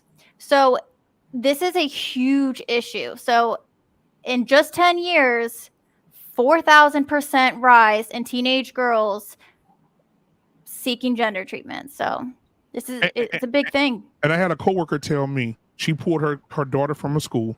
This is what she said. She said her daughter went to the school counselor and her daughter opened up to the counselor and said, hey, listen, I'm thinking about sex. I want to have sex, right? Her mom said she had talked to her about it as well, but she really opened up to the counselor, the female counselor at the school. She said the counselor told her to be safe. I want you to be safe. And when every time you think about sex, I want you to start studying masturbation. And when this girl was 12. Watch this. She said, study masturbation because I think the safest thing for you right now, since sex is on your mind, is to learn how to stimulate yourself. So it can prevent you from wanting to have the physical thing of the physical act of actually having sex. Now watch this. If you watch Red Table Talk 2 years ago, you will remember Jada Pinkett Smith said the same thing about her grandmother. She said her grandmother walked in the room with her and taught her how to masturbate when she was 12. Taught her how to, oh yes, go back and watch it, ladies and gentlemen. Go to Google and type in Jada Pinkett Smith's grandmother taught her how to masturbate at 11 or 12 years old. I think she said 11. And she said her mama taught her how to play with herself and how to get an orgasm at 11 or 12 years old. And that was her first sexual encounter as a child, right? So when you have school counselors doing that, I would have tore the whole school apart. Oh, it wouldn't be the door it wouldn't be a door in the building. And the mom said she just pulled her from the school. She didn't want any problems. That's fine. You be calm. But I would have handled it differently, me personally. But how do you guys feel about the schools telling your children it's okay to masturbate? You're 11, you're 12. It's okay. That is a conversation that needs to be had with our parents. Honestly speaking, I mean, my advice to the child would be, hey, you need to be having this conversation with your parents. The conversation you need to have with them. Uh-huh. And my next question would be, I want everybody to answer that, but the follow-up question to that, if you guys can answer 2 questions for me. On these YouTube streets, women have very powerful voices. And the thing that, and men do too, but at this point in time where we're at right now, women have powerful voices. Someone in the chat just said what I was about to say. Where is the outrage on these women panels that sit and talk about men all day, heterosexual men all day? When are we going to have panels of women saying we are not going to allow people to teach our daughters how to masturbate? Women, we're not going to allow men to become us and get more rights than we do. I don't see. Me personally, I don't see any panels doing that. All I see is we're talking about black men that, 51% of heterosexual men are in their children's lives. 33% rise in college graduates of men in our community. I'm talking about right now, but we're not talking about the men that are trying to take your rights. We're not talking about the men that are in the bathroom peeing while your 8-year-old daughter is using the bathroom and they see his penis. We're not talking about that. So why is that, ladies? Do you think that that's just not a subject people want to talk about? It's not being talked about because we're getting. Did you specifically say someone? No. Anybody can jump in. That's fine. Because people are getting canceled. People have careers. People have jobs. People have things that they don't want to get canceled. They don't want to get fired for speaking on these things. And that's why I say it's so important, especially right now.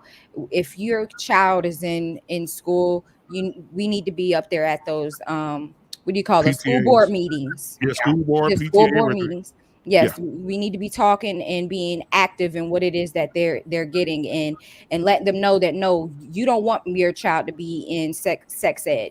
I'll talk to them about sex because it's not even just the kids are going to counselors. They have classes where they're teaching these young boys and young girls how to masturbate and how to have sex or safe sex. And honestly, and they're giving kids, and I don't hold that thought, sweetheart, because I'm gonna lose it if I don't. I'm getting old.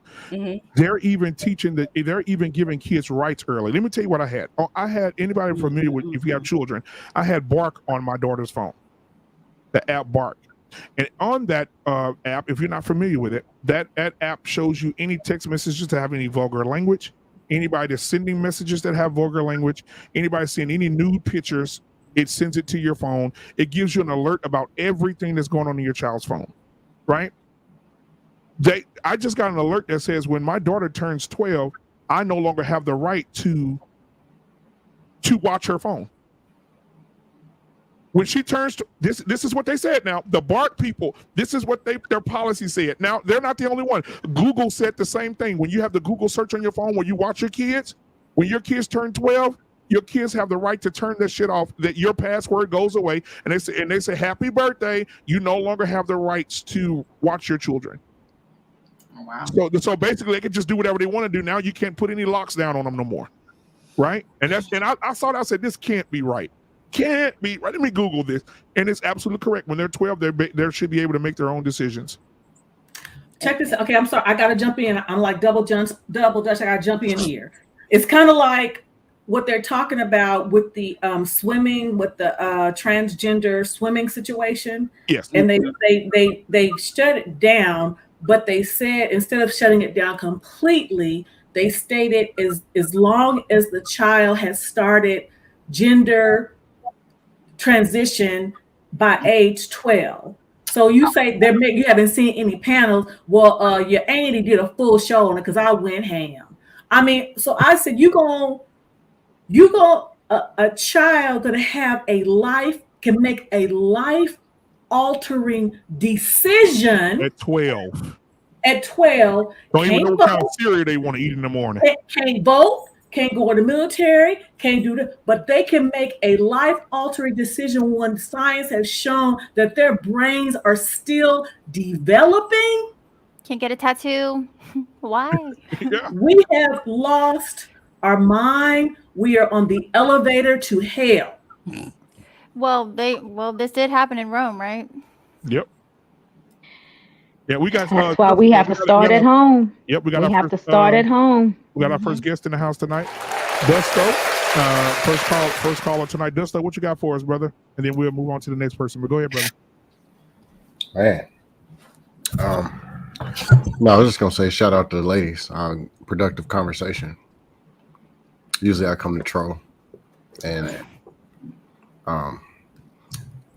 yeah, I don't have any cheap shots for tonight, so. What? Whoa! What? Oh, not Dusto at a loss for words. Okay. No, productive conversation. I see people are listening, people are talking, and you're actually showing a level of respect for men in the future and people and stuff, and I totally support it. Well, man, and I got plenty of trolling out last night. No, it was bad. Oh, okay. Hey, Mandrell in the back. He want to say something. Nigga, which goalpost you gonna use? Pick one. No. But yeah, but no, I'm just kidding with you, bro. Hey, man, thank you, Dusto. Man, anything else? Anybody want to say anything to Dusto before he gets out? This is a world record. I captured Dusto not having no cheap shots. Right. So anybody? Well, thank you, Dusto, for coming in tonight, brother. That's all I got. I'll be in the chat trolling as normal. Have a good night. All right, brother. I appreciate you, man. That's my boy, man. I love Dusto, bro.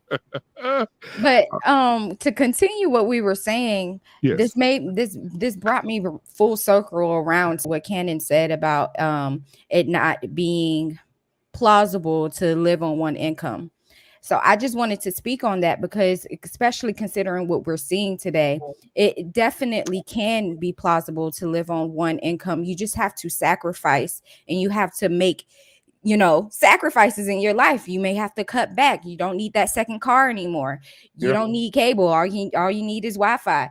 That you can cook more. You don't have to eat out as more. You can, start a garden and have your own vegetables. There are ways to cut back on money and be that person that's there every day to make sure the lights are getting turned off and the AC ain't pumping all day and things of that nature. There are ways. It's just a matter of, are you willing to sacrifice?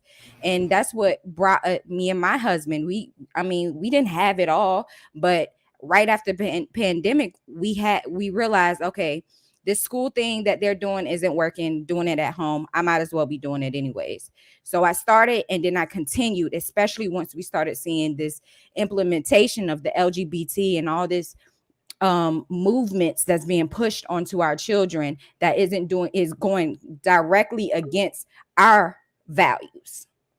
So are their values and the things that they're being taught more important than your extra car and your nice cell phone, or are we going to sacrifice? And I think that's why we need to be talking about solutions to this problem. If we're not going to go up to the school board to make a change, we need to be pulling our kids out of these schools so we can make sure that we're teaching them the right thing. Yeah, can I add to that? Is that okay? And Lou just absolutely. Yeah, go ahead. 100%. I hear this so much, and it's crazy because women will say things like, "Oh, we can't survive off of one income," but then you ask them why, and they're like, "Well, I want to travel. I have expensive tastes." It's never that, "Oh, we can't afford the necessities on his income. We can't afford the things that we need on just his income." It's always that they have expensive tastes. They want a luxurious lifestyle, and they can get that with both incomes. Now, if that's what you want, that's fine. But saying that you have to work and that it's almost unrealistic that to live off of one income, I don't think that's true by any means. Another thing, oftentimes what I hear too is that like the Black family in general doesn't make a certain amount, or the Black man doesn't make a certain amount. It's probably going to bother a lot of people. But the analogy I learned was related to buying toilet paper. So, and by no means is a man toilet paper, but just hear me out. So she said that we're very brand loyal. And oftentimes when we go to the store, we all have a certain type of toilet paper that we really like, whether it's Scott, Angel Soft. And she said, when you go, if they're out of your toilet paper, you need toilet paper. You're not going to go there and buy paper towels because it's the same brand. You're going to get a different brand because you need toilet paper.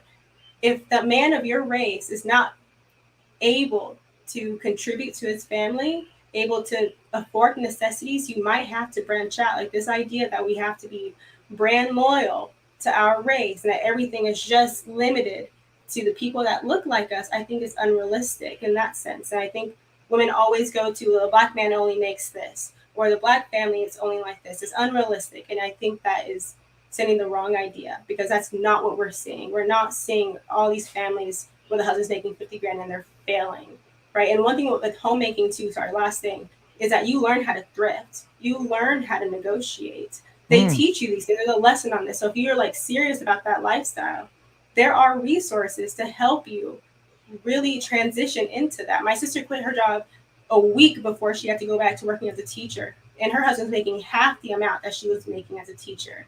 And they made it work. After 9 months, he excelled, but she gave him the space to do so. You just have to sacrifice. And most of the time it's temporary.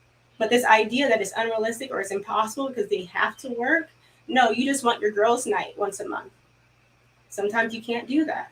And honestly, if I may add, you could figure out creative ways to make income from home. You don't necessarily have to leave. You could do some, especially since the pandemic, there's a lot of stuff that you can do at home now. So it's really not even an excuse anymore. You could still have two incomes. Absolutely. Well, we got Lou in the building tonight. Lou, what questions do you have for the panel, sir? I don't really have questions. I'd like to address two things. Number one, I made a general statement about women being selfish. And the reason why I said that, TJ, is because women are hypergamous, meaning they are going to be somewhat selfish by nature. If you don't understand your own nature, that is not my fault. Now, I'd also like to add that all humans are somewhat selfish also, just for self-preservation purposes. That's on the selfishness part of the conversation. Number two, you asked me where my wife was. I'm 27. When I was 21, I had already proposed, and a Black woman was already under my covering to be married to me at that young age. Now, I have a question for you. Right. When you were 21, who had already proposed to you, if anybody? Yes, someone had, and I turned it down. I messed it up. And see, that's another thing, young man. I am very open about the foibles and the mistakes of my life. So if you thought you would come up here to shame me, try again. No. I never tried to shame you at first, and that's your problem. Many have tried. You have gotten it wrong all of your life. You realized too late, and now you're trying to project. You're trying to project your own mistakes on other people. You don't have to do that, TJ. I'm here in your face. Tell me. I do know who I'm talking to. I'm here in your face. I'm good. No, you're not in my face. You're All behind right. me. I'm So good. this is what we're gonna do. This is what we're gonna do, Lou You and can address me TJ. as you wish. I'm here in Lou your face. and TJ. No, This you're is what not we're in gonna my do. face. Trust We're and gonna let believe. y'all have this in the back chat. Drop Lou down to the back chat. We're gonna finish You with the got next the right person one, who baby. has a question Yeah, for the Lou, panel. stay on, Lou, and y'all can handle this in the Stay back, in the right? back Stay on, Lou. chat. And Stay on. and yeah, I appreciate y'all. All right, here we go. So the That's next how we one we gonna do got that. coming up is Okay, JT. real quick before we go. Okay, Uh-huh. listen. I see someone said don't be masculine. Uh-oh. One of the things that I have a challenge with is if a woman has an opinion or wants to defend her position, does that mean she's masculine? And that's problematic for me. Right. So am I supposed to be docile, to be feminine, to be docile and allow someone to, whether I'm wrong or not, I might be wrong. And if I'm wrong, I'll apologize, as you know I will. It hasn't been proven yet. Well, But I have a problem with the fact that a woman cannot defend herself, speak her position, assert her point without being deemed masculine. That is unfortunate. I think there is definitely a way to defend yourself, but it's just in the manner that you do. Come on, Because Shisha. honestly, Can I say this? First, this is to Lou. Lou, you consider yourself or carry yourself as an alpha man, a masculine man. Why are you coming up on a panel to argue with a woman? Masculine men, alpha men don't do that. So why did you come up here to argue with a woman? Even to sit and wait in the back chat just to argue with a woman? Think you need to check yourself, bruh. You ain't as masculine as alpha as you think you are. That's all I got to say. All right, now we got JT. And that will bring us to JT. The JT, family values. I'm sorry, babe, you got cut off. Go ahead, finish what you were going to say. no, I was just saying, don't give that energy. Don't give him that energy. He came on to come for your neck and just let it roll off. And you don't have to, compete with him because other people will start to call you masculine because you get into that competitive form. You're competing against a man at that point. So it is what it is, and to let it roll off your back because you know who you are. You don't have to prove nothing to him.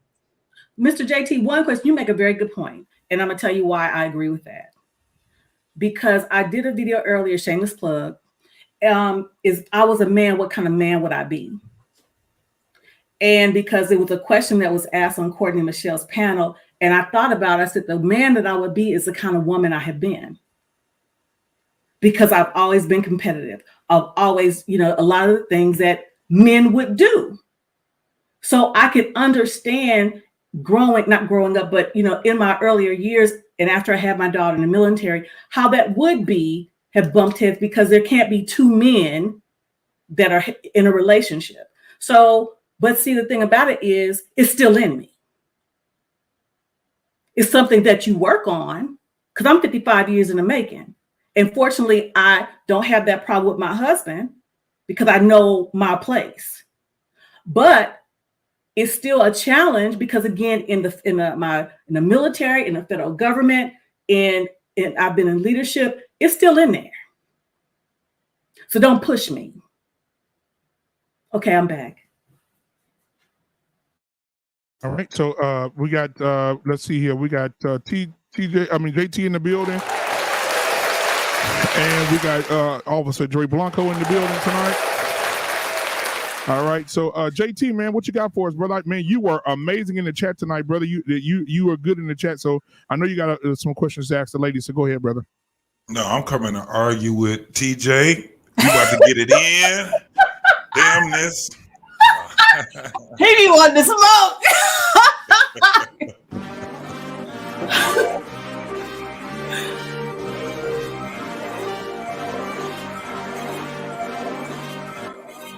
Exactly. Okay, and just so you know, the reason why I had smoke for Lou is because the last time I was on the panel, he had the unmitigated gall to question my military service, and I get quite defensive about that. Because see, whether you think women should be in leadership or not, it's women like me that fought for the right for you to say the shit that you say. So that's why the residual is real. Let's go. JT, what you got for us, brother? Well, first of all, I want to say, hello, ladies. Hi. Good evening. Hello. So, all right. So this is the question I have. We all understand that, like, if you look at, I don't even want to use the word the moderate women, younger generation, from the age of 16 all the way up to 25 right now, we understand that there's a deficit when it comes down to them being able to pick a man and navigate through the world right now, right? This is my question. Do you think that they're affected more because of the presence of their mom or more because of the absence of their fathers?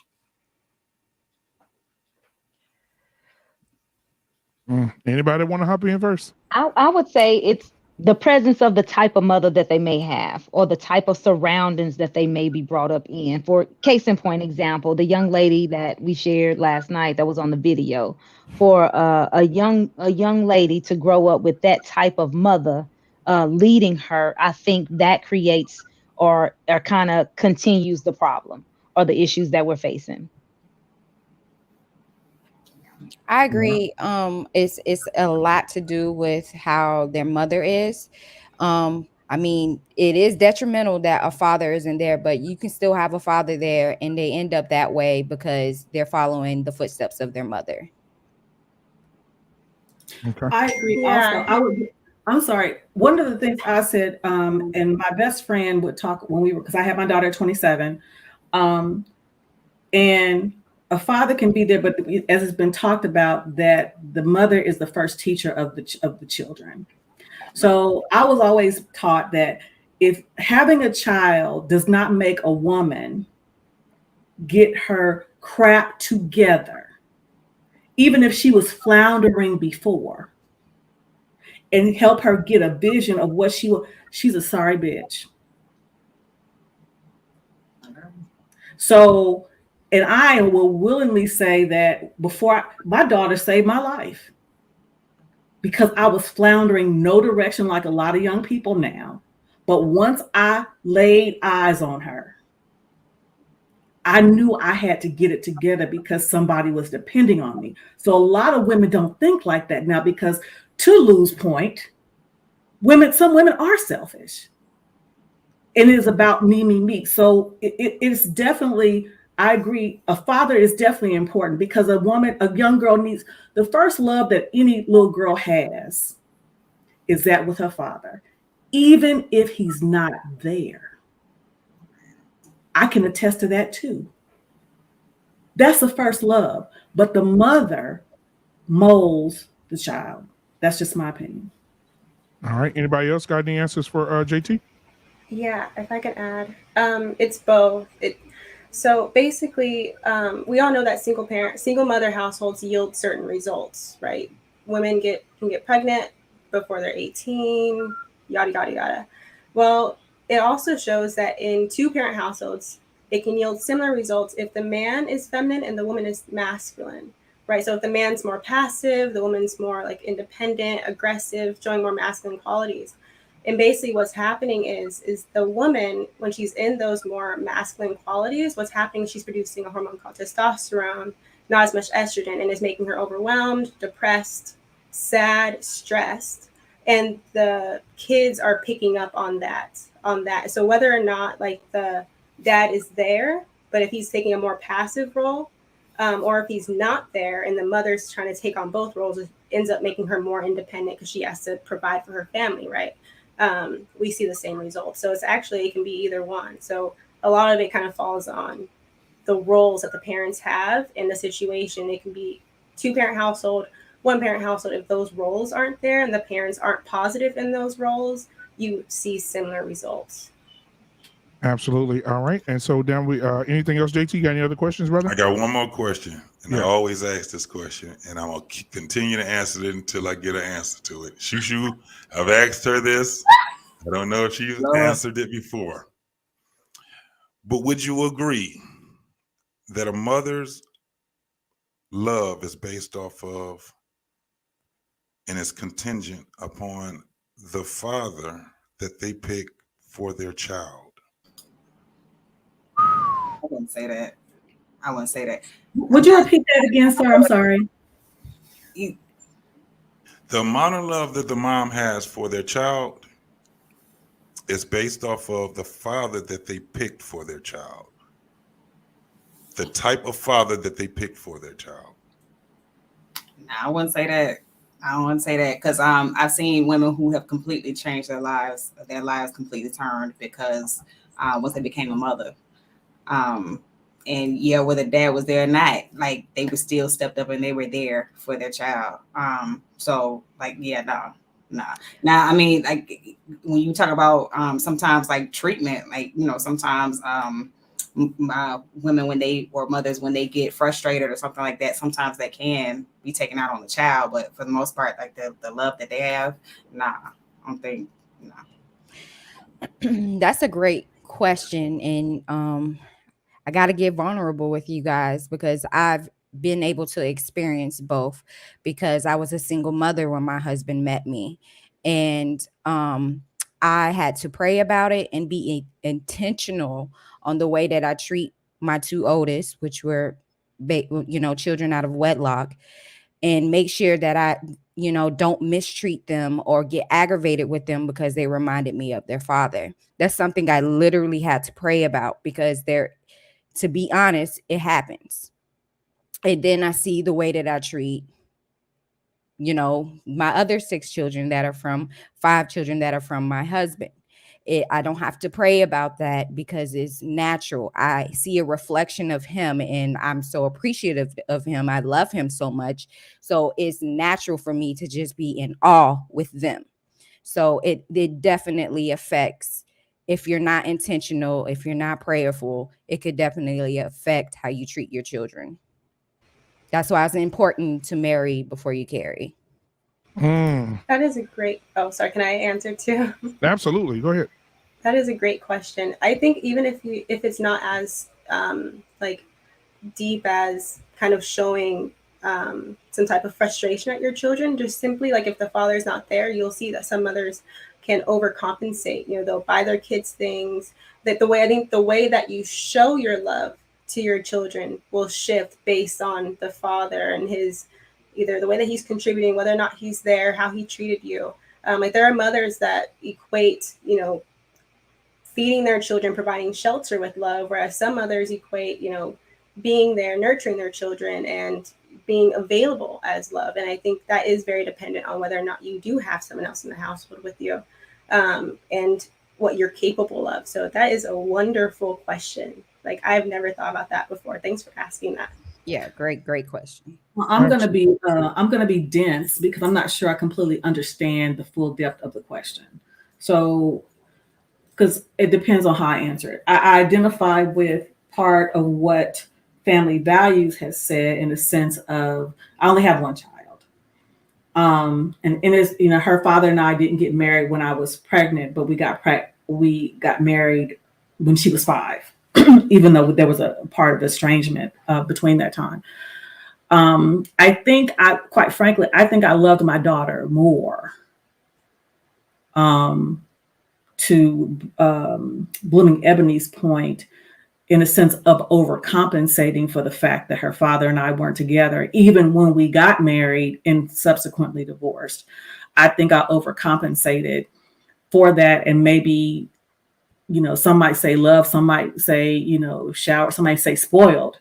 And I think maybe it's all of that. But I also will agree that with family values, there was times that I would be so angry with her father that I would look to my right and I'm like, there's that MF right there because she looks just like him.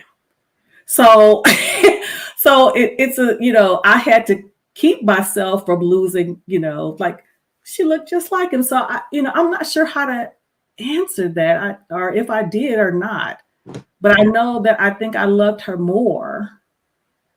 I can simplify it. I can simplify it though. Okay.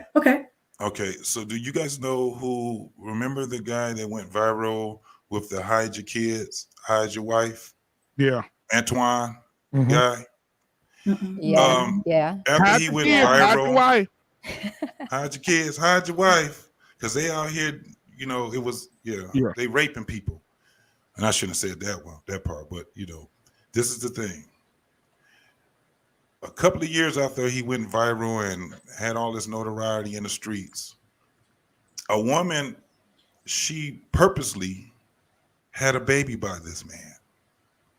Do you think that woman actually loved her child by intentionally having a baby with that man? No. Not the same way. No, I don't think so. No. That's man, that's deep, brother. She was a groupie, quite frankly, and she was a groupie and thought by having, and I don't even know anything about this story, but just from what you shared with me, groupie thought that she would get a hold of it, and it didn't work out for her, and she was mad. That's how I see it. I could be wrong, but that's how I see it. And there are a group of women out here right now that you don't hear on all female panels as well. And JT and I have spoken about this on his platform as well as mine. There's a group of women out here called bastard breeders. And in that group of women, they go out and intentionally have sex with men that have money to get pregnant. And they have found ways to remove condoms during sex. They found ways to manipulate the man by getting him drunk. That's selfish. They have found ways. That's a for real thing, Black Man. Yes, they're called bastard breeders. That's a lot of them. And they're not in the minority. I heard of that, but like I heard somebody say that one time, but I just thought they were being like facetious or whatever. But no, they should be in jail. Yeah, and there's women out here. And y'all, I'll probably did a reaction video on that Monday. There are women out here that have intentionally said, I got a man drunk, or I've had sex with a man, and I'm very good at being on top of him. And what I'll do is I'll stroke him forward, and when I come back, I know how to get the condom off him when I'm in control. That should be SA. It should be. Imagine if a man said that. Yeah, imagine if a man did something like that. Right. And Security Boss said that they should go to. Security Boss was saying that should be against the law. Somebody should get go to jail for that. If a man's protecting himself against you and during sex, it is against the law, and they need to be reported. Yeah, it's crazy. Man, that don't make you a wuss. It's not against the law. It's not against the law. And let me tell you what else. It's not against the law to do that. And when you have people like Cynthia G saying, delete all black not sexual assault. Delete all black boys to reduce crime, to reduce Pookie and Ray Rays, to reduce all this, all black little boys need to be deleted.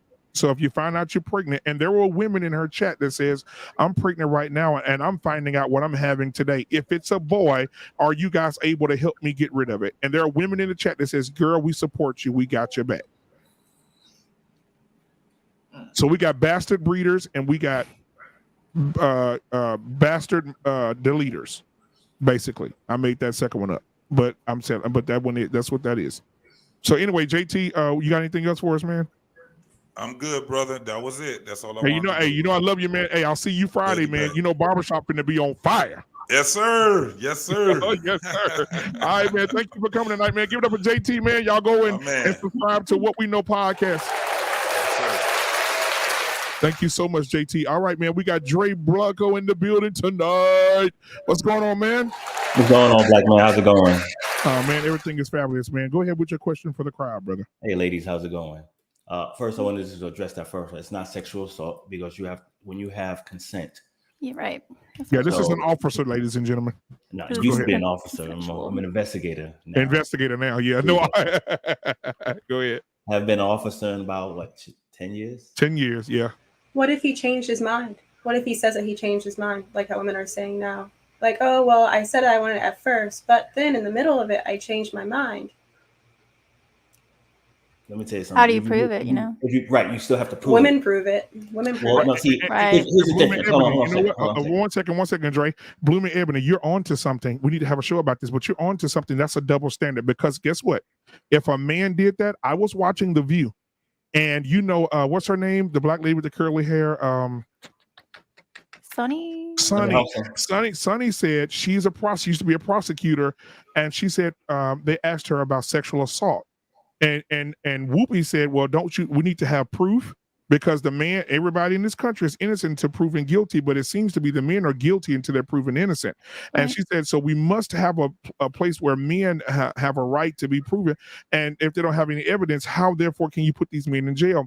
Sonny said, when I was a prosecutor, and I still believe this to this day, a woman's voice is all the evidence you need.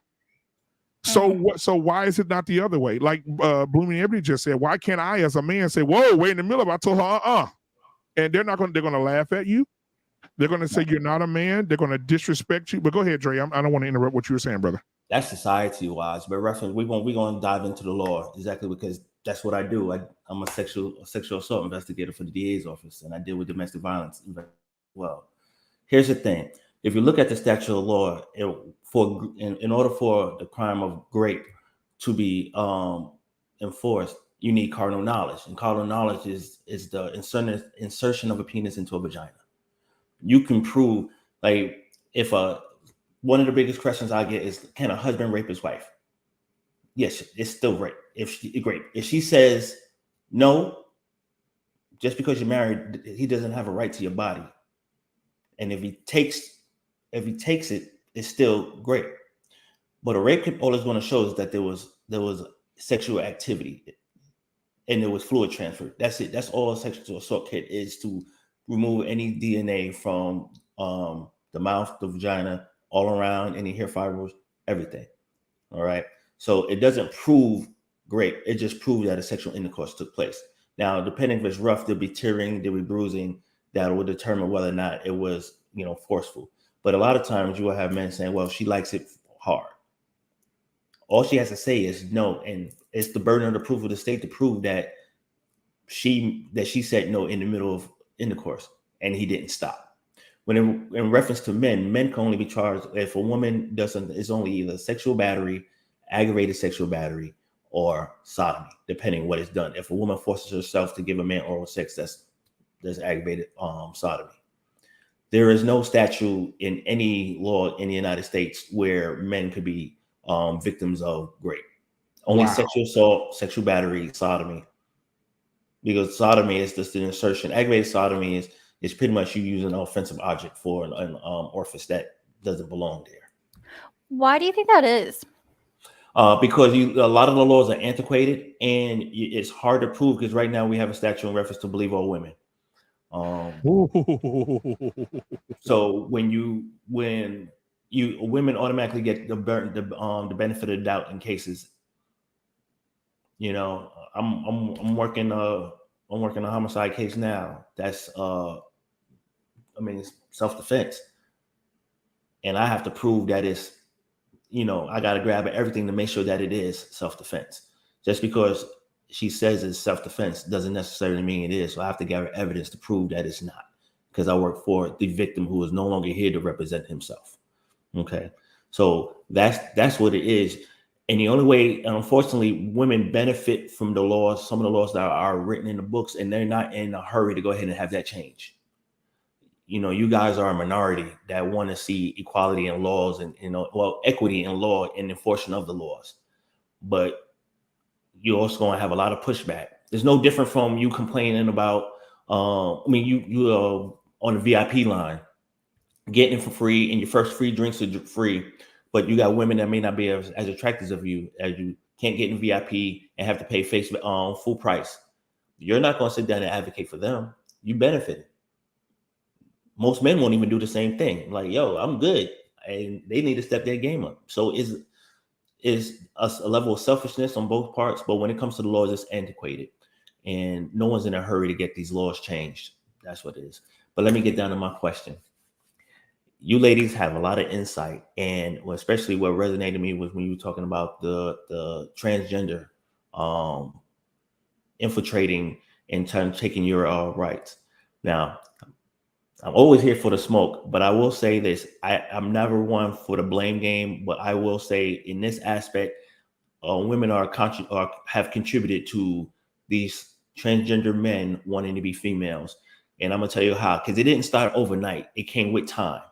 When you had that one gay friend that you was calling girlfriend, that you was, teaching them how to do makeup, teaching them how to, dress what women like, and you pretty much gave the secrets of womanhood to a man.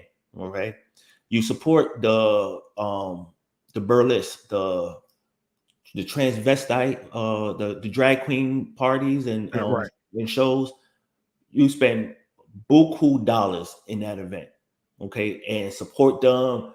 And what that does is it empowers them that I'm just like you. So my question to you is, do you think that women had a hand of encouraging and empowering feminine men who can no longer identify as a masculine male and hang out with women and pretty much stole the secrets of womanhood in reference to that essence of being a woman, not the producing, naturally the breast, giving birth, the understanding about the menstrual cycle, not none of that, but just that on a surface. Do you think women contributed to empowering these men to believe that they're women? Absolutely. Yes. Women have definitely fed this big time. Like I said earlier, we've, because of society, it's a thing that we want to glamorize. We think it's cool to have our gay friends and teach them and give them an insight on how to at least look like a woman and move like one. It's cool. I even see on Instagram and Snapchat that there's mothers teaching their sons to be women because they want to have that gay best friend when he gets older, because they wish they had a daughter instead. So it's definitely partially our fault as well. Yeah, and I want to add to that also with a lot of the toxic masculinity, like, condemning a man's just natural masculinity, and then you have this with it. Yeah, I hold women accountable for a lot of this. Yeah, I blame the matriarchy. I think there's this theory that back in olden days, women were the ones that were so basically the men would go out and they would hunt, and when they would bring back their resources, the women would divide them fairly. So women have this need to make everything fair, equal, provide equity. And so now we're seeing women kind of flood into politics and have more say in these areas. We're seeing that they want everything to be fair and they want everyone to feel like they're heard, right? Going back to those feelings, feel as though they're heard. You want people to feel validated. And I think through that, we've kind of fueled this entire movement because there wasn't any structure. Because they're making it seem like the patriarchy and that structure is wrong, when actually the path that we're going down is actually leading to the most destruction that we're probably ever going to see in our lifetimes.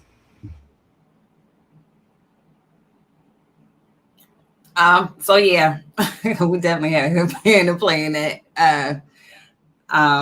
Especially like, I guess the relationship Black women particularly have with effeminate gay men. Yeah, because we do kind of like play off one another. I think for effeminate gay men, Black women have been a safe haven. We've been like very much more accepting. They're kind of like the best of both worlds. They're your best girlfriend, but at the same time as a man, so you're not necessarily competing with them. And I don't know, long story short, we have by embracing them, but at the same time, I don't know, I just think things just went a little too far, as they have in many situations. It just went too far. So, but yeah, to answer your question, yeah. And let me add to that if I can. Did everybody go? I want to. Go ahead. I hadn't, but I'm okay because I agree with the ladies on the panel when I said it earlier. Yeah. So, I think it's I agree. In addition to agreeing, I think it's a case of unintended or unanticipated or unforeseen consequences.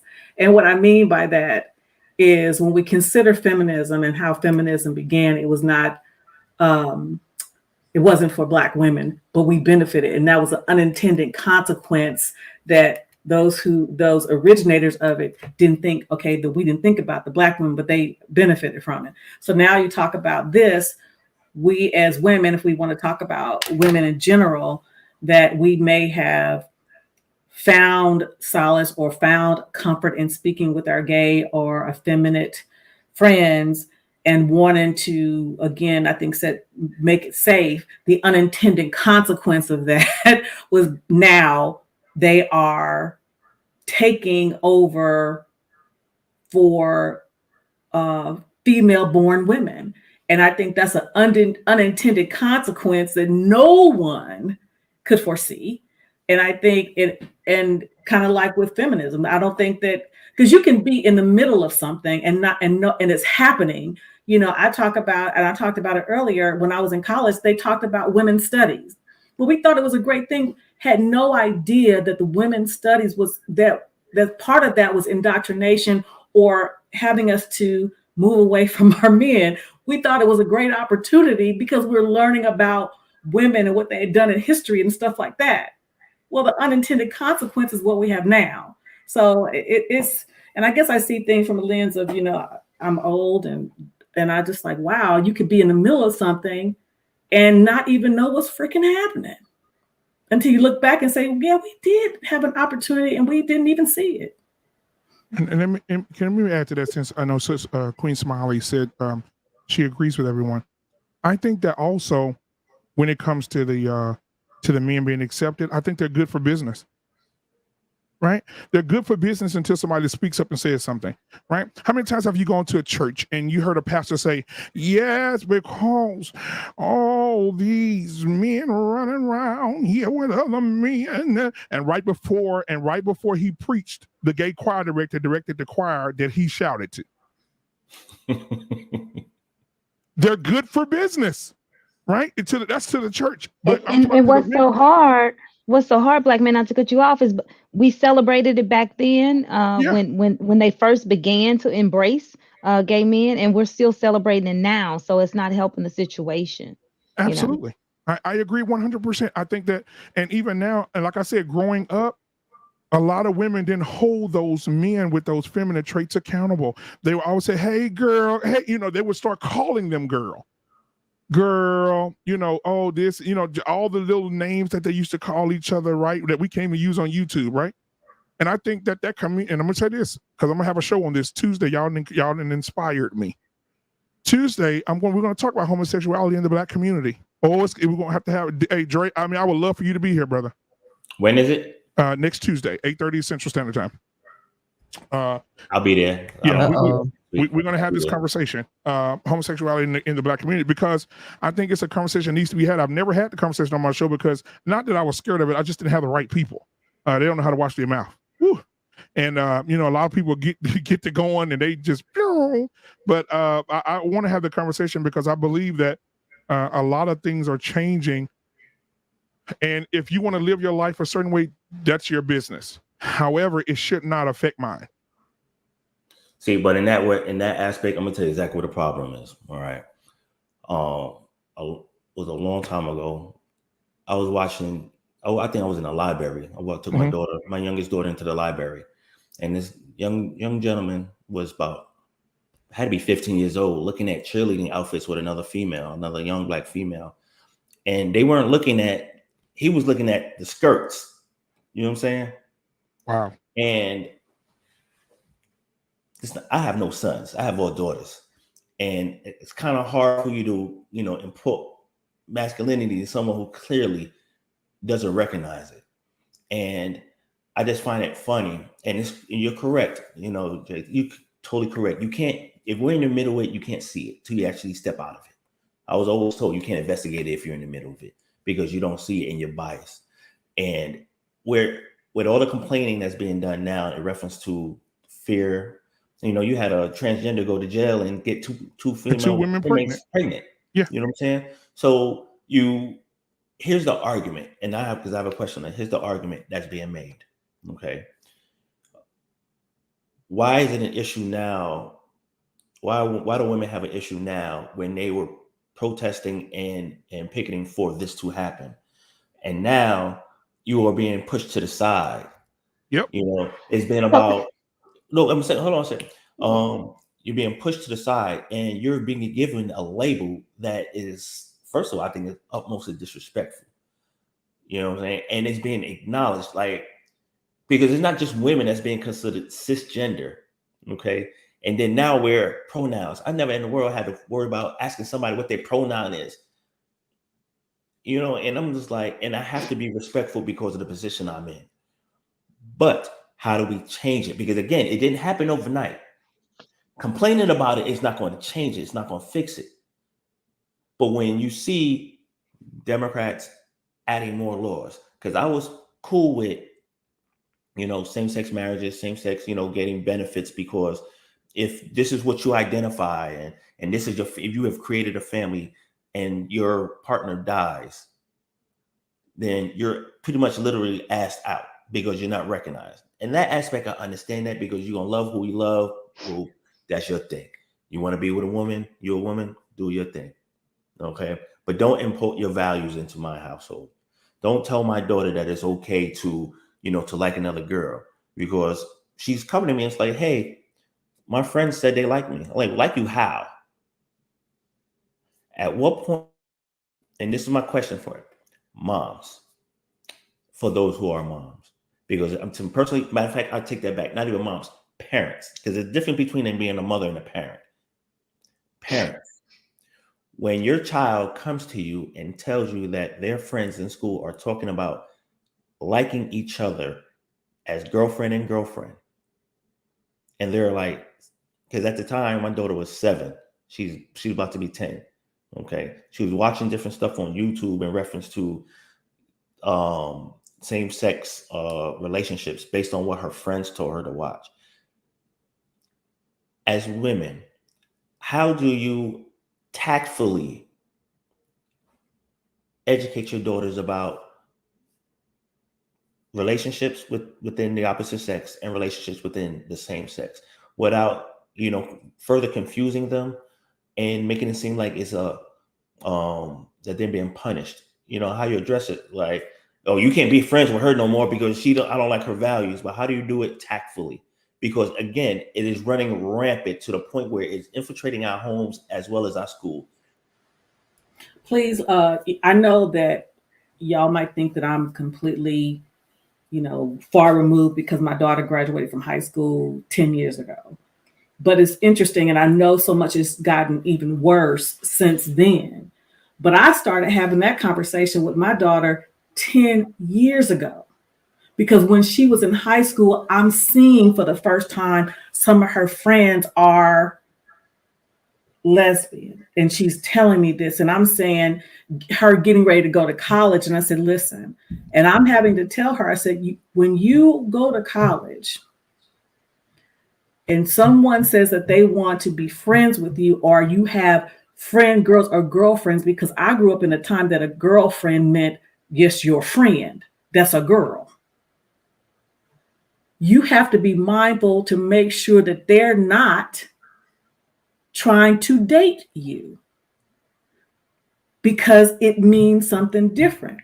So I started having those conversations with her then, and I have an 18-year-old niece now who just graduated from high school, and she used to come visit me for the summers, and that was 6 years ago when she was 12 and had summer camp. She came to me telling me that a girl liked her. I said, well, kind of like this. I said, how do you mean like you? And so I took her to I said, well, you know, let's see what the word says about what the word says about it, and how man and woman were created. Let's see what the word says about it and what God says about it.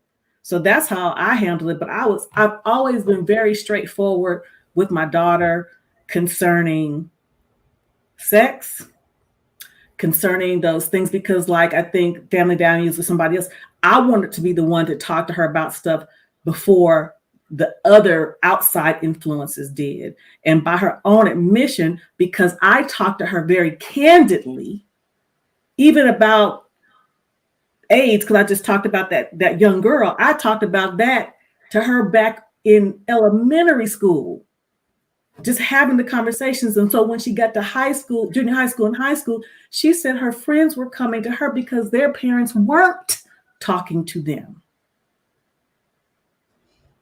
But you know what, TJ, if I could add to that real quick before somebody else hop in. I read, everybody, listen, let me encourage everybody to do something. sometimes we got to put our phones down. Sometimes we got to put social media down and grab a book or grab something to read that's going to educate you on things. I know there's a lot of good stuff that's on the internet, but there's nothing wrong with grabbing a good old book sometimes and educating yourself. However, I was reading this article about this young lady, and they had Ask a Mom, right? And they have an article called Ask a Mom. And I was like, what is this lady asking? So let me read it. And she said, I told my daughter she couldn't date until she's 13.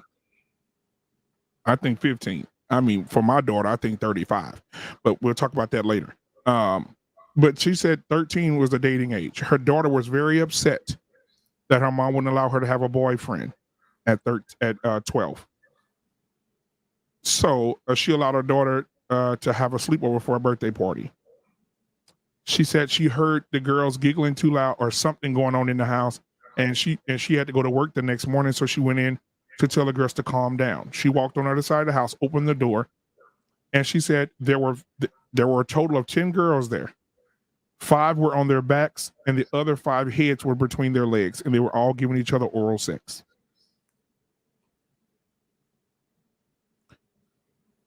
She said she was so upset she ran down, just told the girls, moms and dads, come get them. She explained what happened. And then she said she had to wait a few days to talk to her daughter. And because she was so angry. And she said she talked to her daughter and she said, Mama, you want the truth? You ain't allowed me to have a boyfriend, so I did the next best thing to make myself feel good. Now, mothers, what would you say in that situation?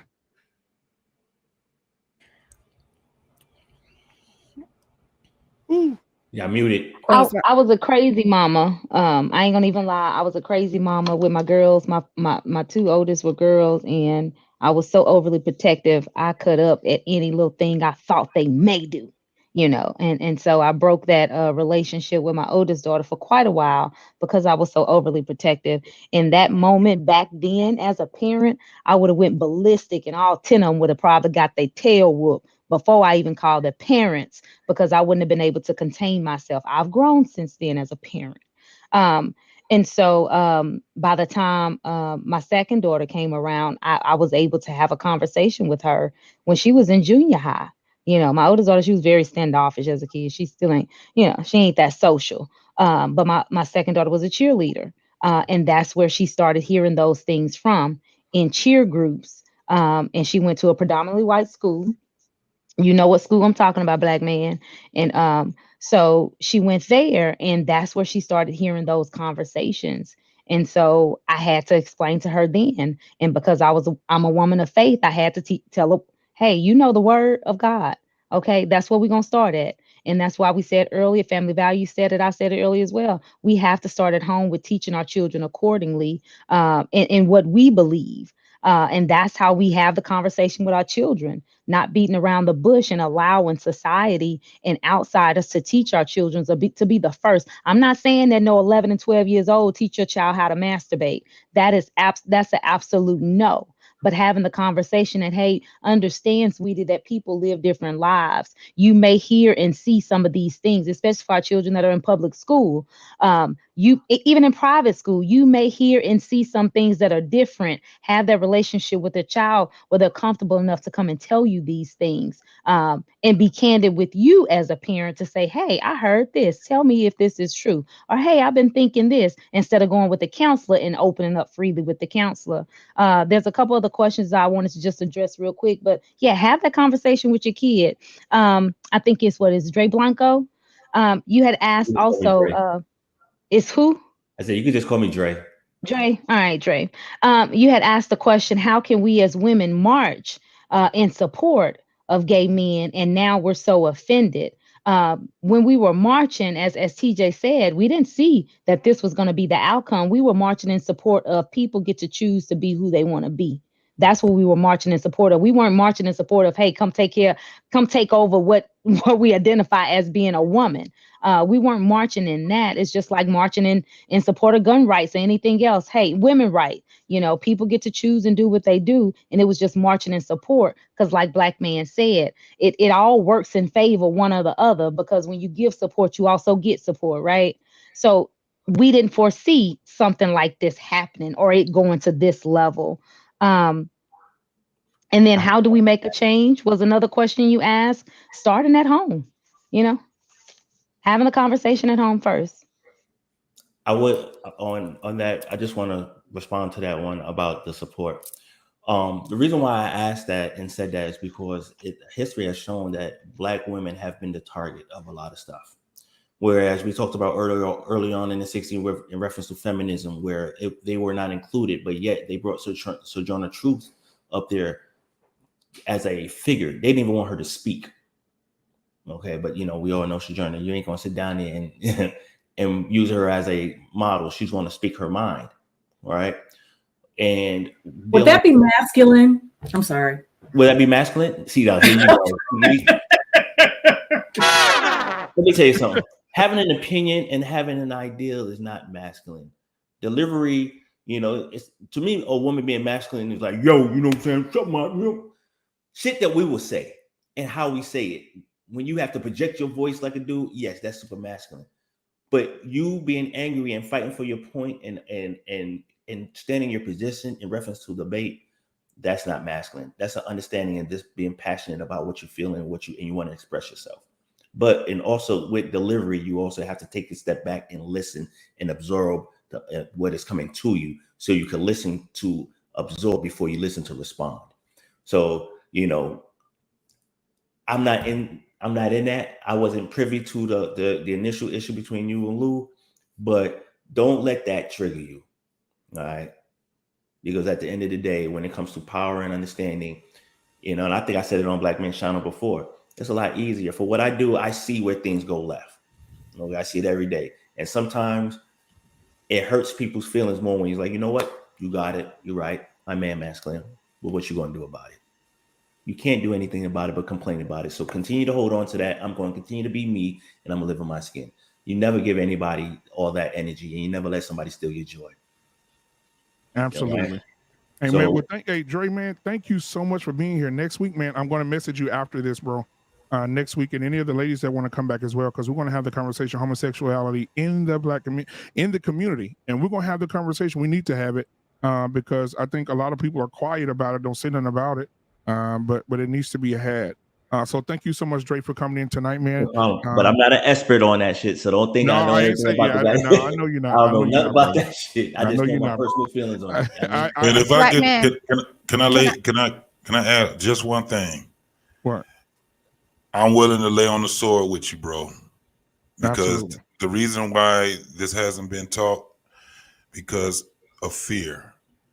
A lot of people have feared this because they fear getting so-called canceled. They fear getting their channel taken off. But man, we have to let these women actually understand that there's a fight that you guys, is like somebody already said it. Y'all didn't even see it coming. But as men, we already seen it coming. We seen it coming. That's why we are, if you ever look as the time goes, we were not tolerating any of it.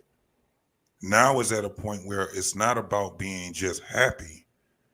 Now they're trying to take your place. And what we're trying to tell the women is that these guys are taking your place. We already understand it because what they're trying to do is transform us. I did a show and you was on the show last week, Black Man. What did I? No, you wasn't on that show, but it was another show that I did. Shushu was on there, and it showed a man on Kendra G's show asking Kendra G. He was a happy guy asking Kendra G to hook him up with a man.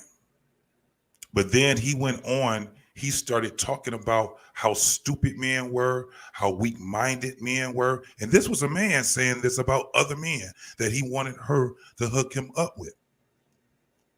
They're trying, see, we already understand they can't penetrate our manhood. It is what it is, but they are taking over you guys' rights, your lives. They're trying to be y'all.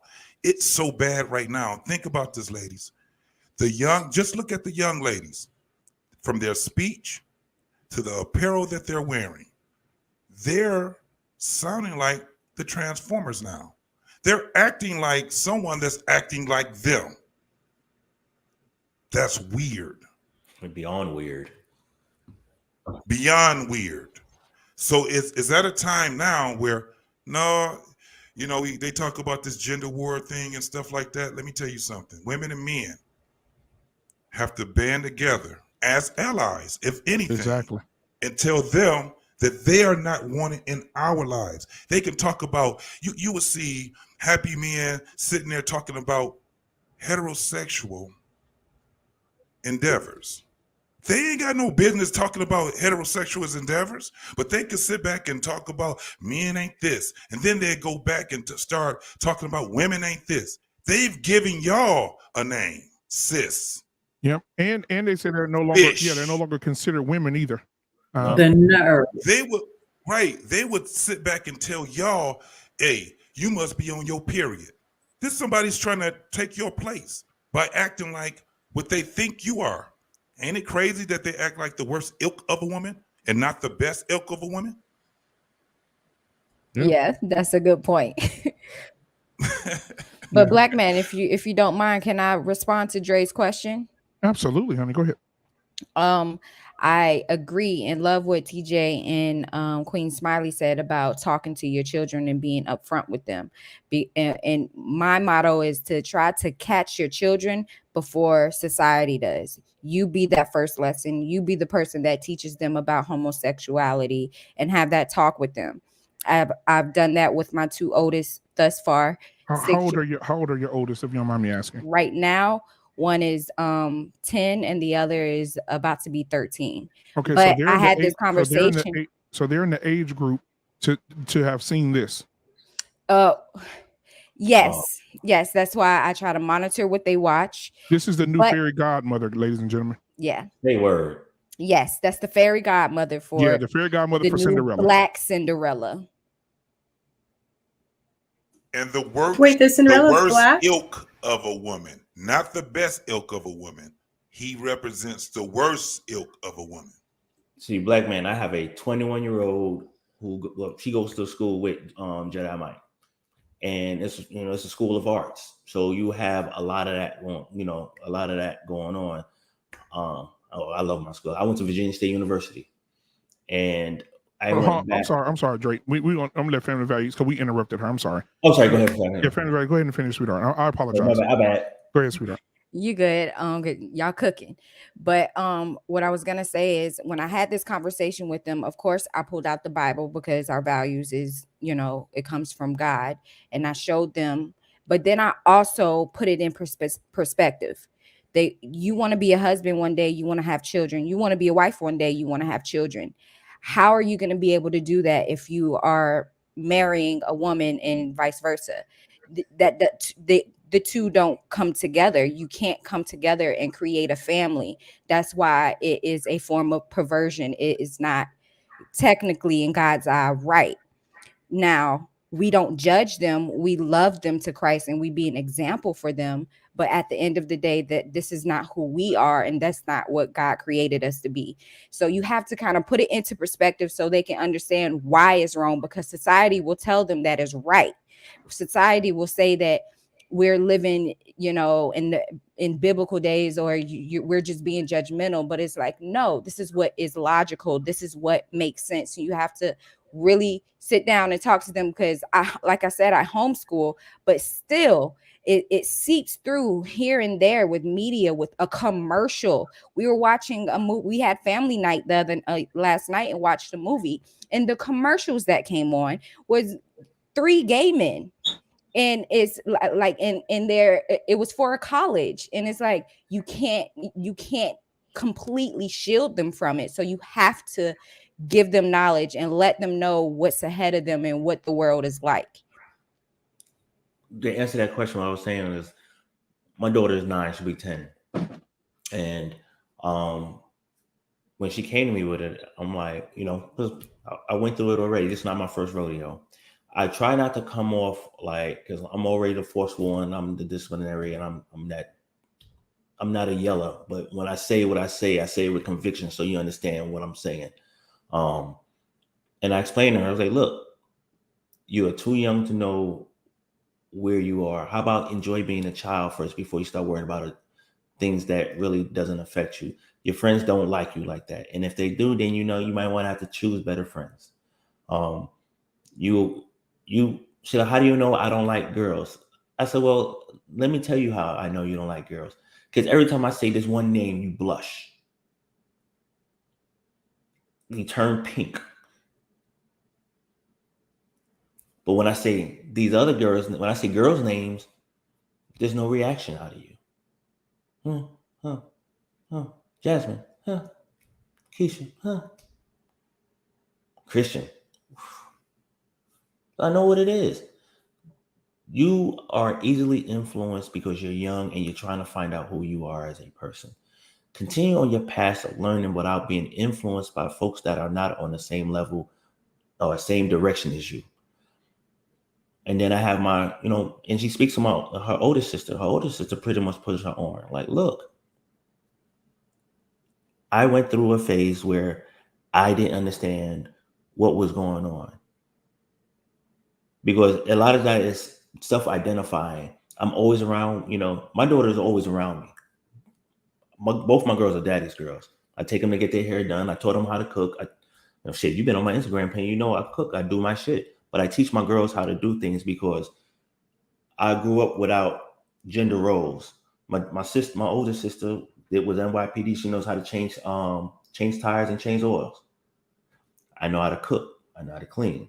I know how to garden. There are things because my father was always like, look, I don't need any of my children depending on anybody and being taken advantage of. I want them to be an asset to somebody else's life. So when they get with somebody, they can contribute and not have to lean on them. They can raise somebody else's value without bringing them down because they're slow to adapt to understand what is going on. And that's what I instill in my girls. But when you have the outside influence that are sitting up there plaguing our community, where there are not enough men, now I want to say black men, not enough men in the homes, because when I was growing up, I was always told that sons stay with their fathers, daughters stay with their mothers. And as I got older, like, nah, girls need their fathers more than anything. They need to see what an example of a man is because this is the first person they ever love, especially when he's there. My oldest daughter made a man out of me. I wouldn't call myself a dusty, but I was out there doing my thing. When I got with her mother and we talked about it, it was the longest relationship I was in 5 years.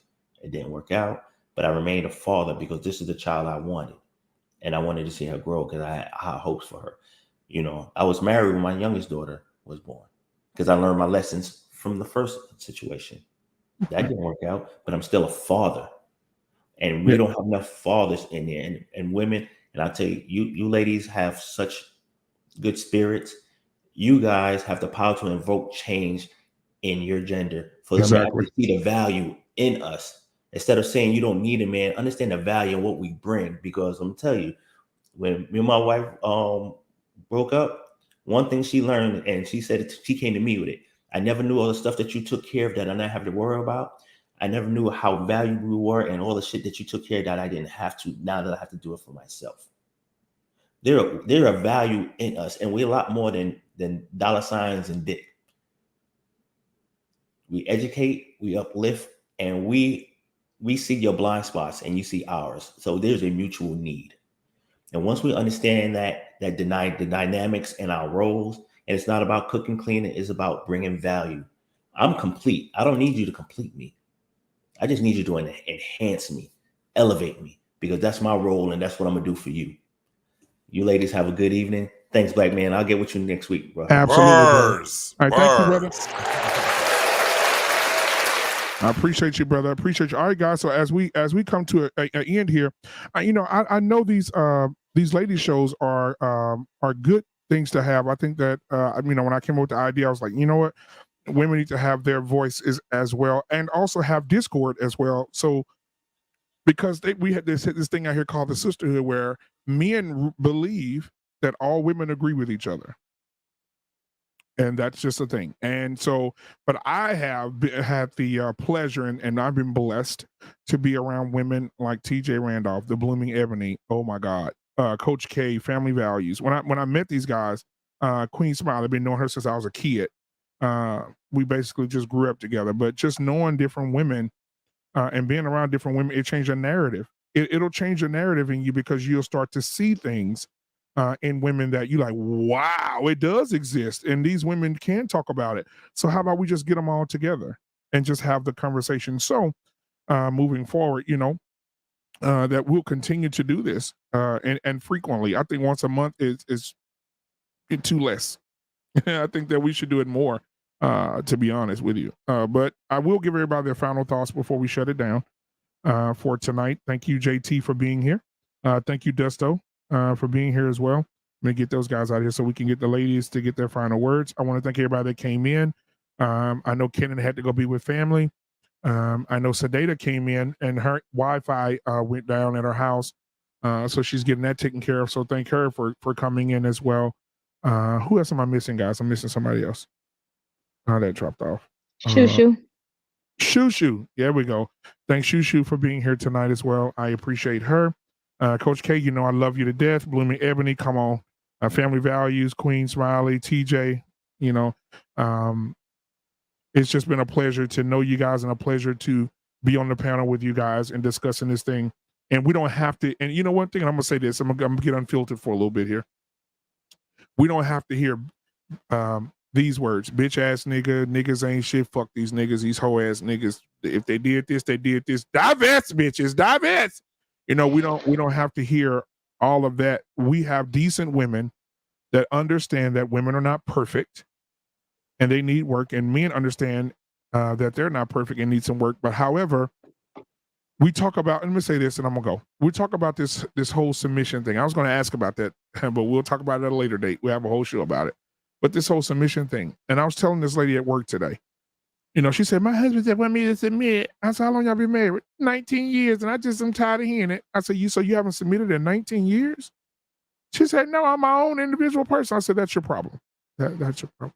That's your problem, woman. But I will say this when it comes to the whole submission thing. I don't think she asked me, why do so many men want women to submit to them? I said, ma'am, I don't think it has anything to do with the submission part. I think that it has something to do with the service.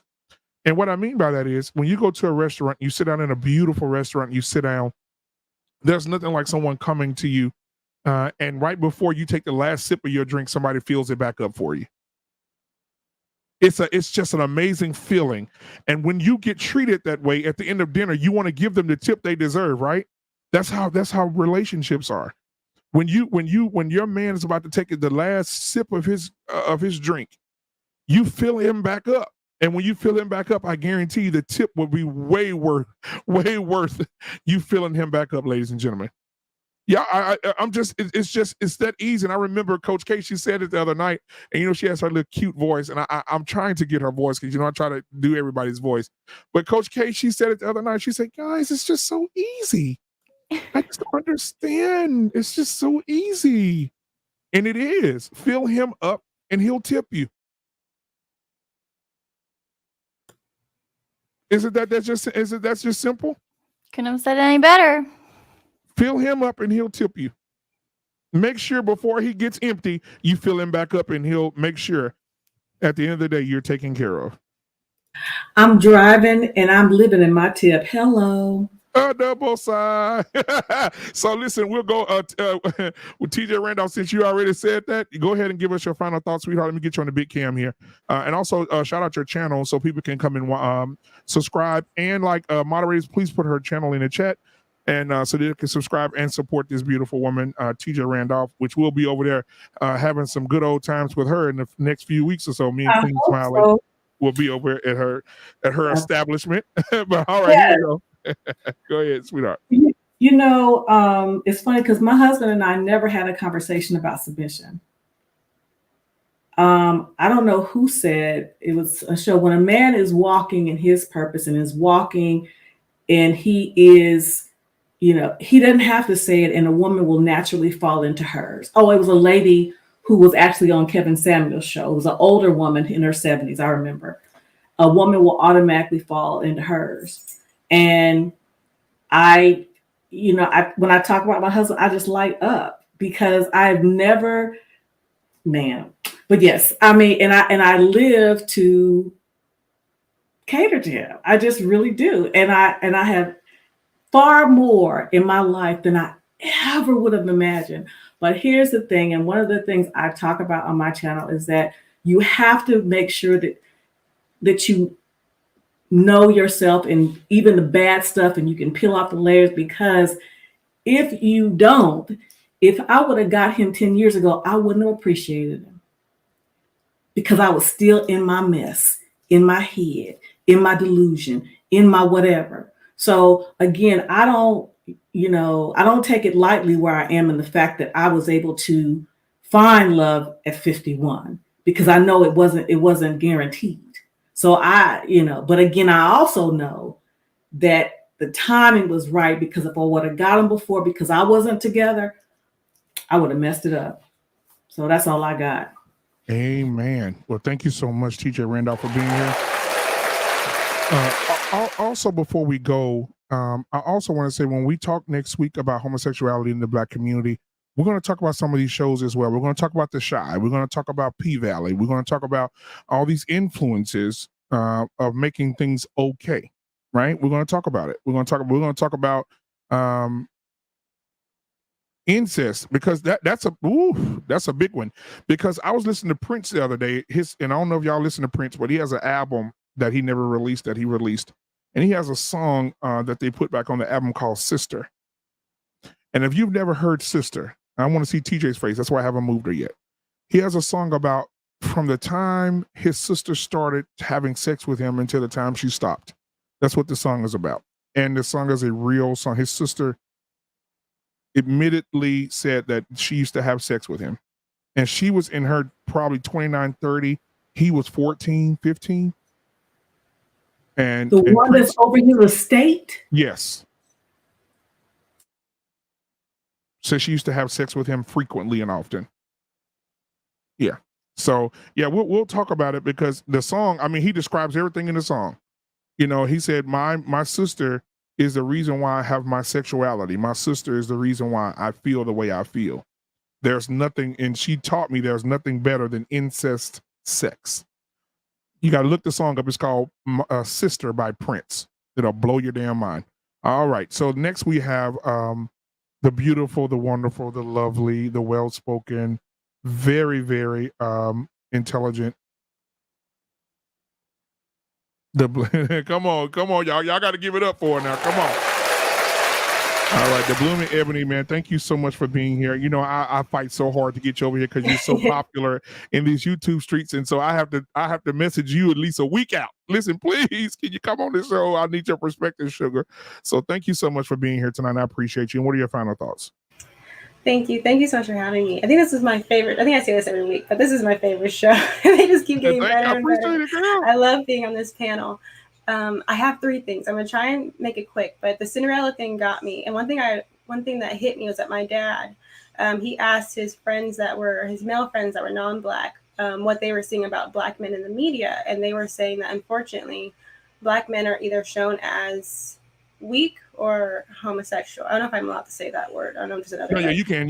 Yeah. And then one thing I was thinking about is that when you look over the years at what we see from Black women is they're constantly putting down men, and they'll either say there are no Black men available for us because they're either broke or homosexual. And that's exactly what we're seeing everywhere, like just plastered on televisions. And it's just so sad how women believe in manifestation, everything else in their life. They'll sit here and they'll speak words and dream up a house or dream up a career, but they can't speak life into men, right? They cannot speak life into men. And it's just so incredibly depressing.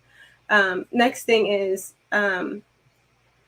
having to work in that original topic we were on. Having to work does not negate the fact that you have to sacrifice something, right? And I think it's so important. If you make a decision, it's not the decision that makes you a bad person. You're not an awful mom or anything like that, but you just have to be aware that whenever you decide to do something, you are not deciding to do something else. That's opportunity cost.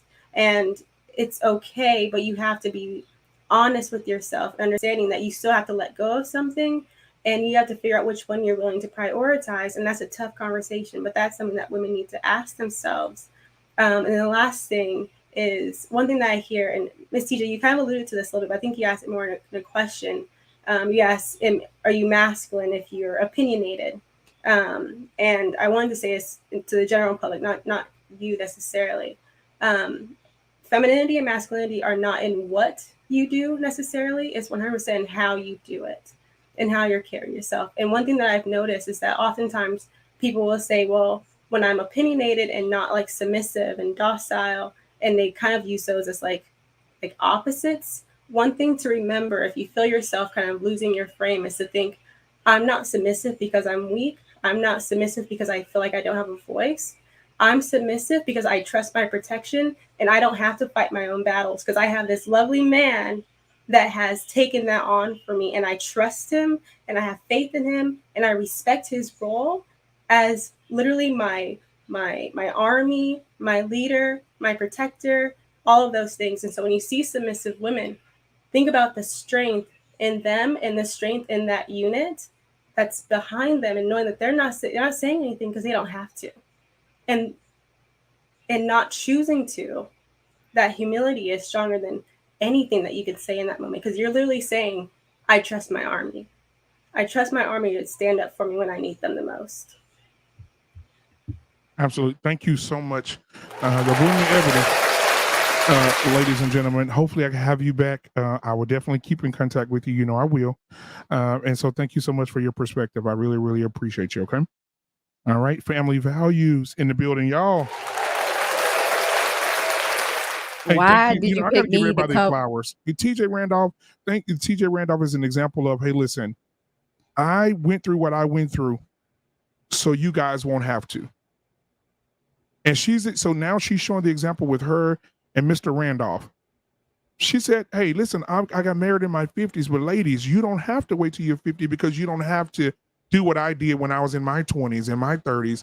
You can actually do it earlier. And so now her life is an open book for women to learn from. So thank you, TJ Randolph. I want to give you your flowers while you can smell them. The Blooming Ebony, thank you for being the younger example, right? The younger TJ Randolph, right? That you spread the good positive vibes in the all the natural. Listen, girl, when people say your name repeatedly on panels, you better appreciate it. You know, Blooming Ebony with this natural hair. What about Blooming? You know, they're like, what a good women at? And all you hear is Blooming Ebony this and TJ this and all. I mean, they just naming ladies, and your name's always in that. So thank you for being a perfect example of what a young lady is growing to be something great. So thank you so much as well, Blooming Ebony. I want to give you guys that.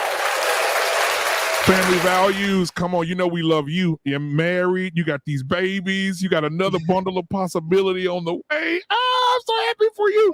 So thank you so much for being a part of the show as well. You are amazing. You have a great perspective, and you have a powerful voice, and I just enjoy the fact that you come and agree to come on Tuesdays to mix it up with me over here on Black Man Unfiltered. So I wanted you to know that you appreciate it. Also tell your hubby that we thank him for allowing you to come in and have these conversations with us. Same thing with Mr. Randolph.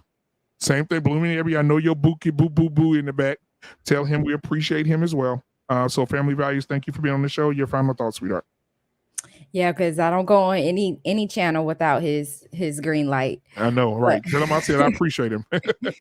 But I love everything that Ebony said. I really love how eloquently spoken she is. She's great. And I hate that you made me go after her, but it's all right.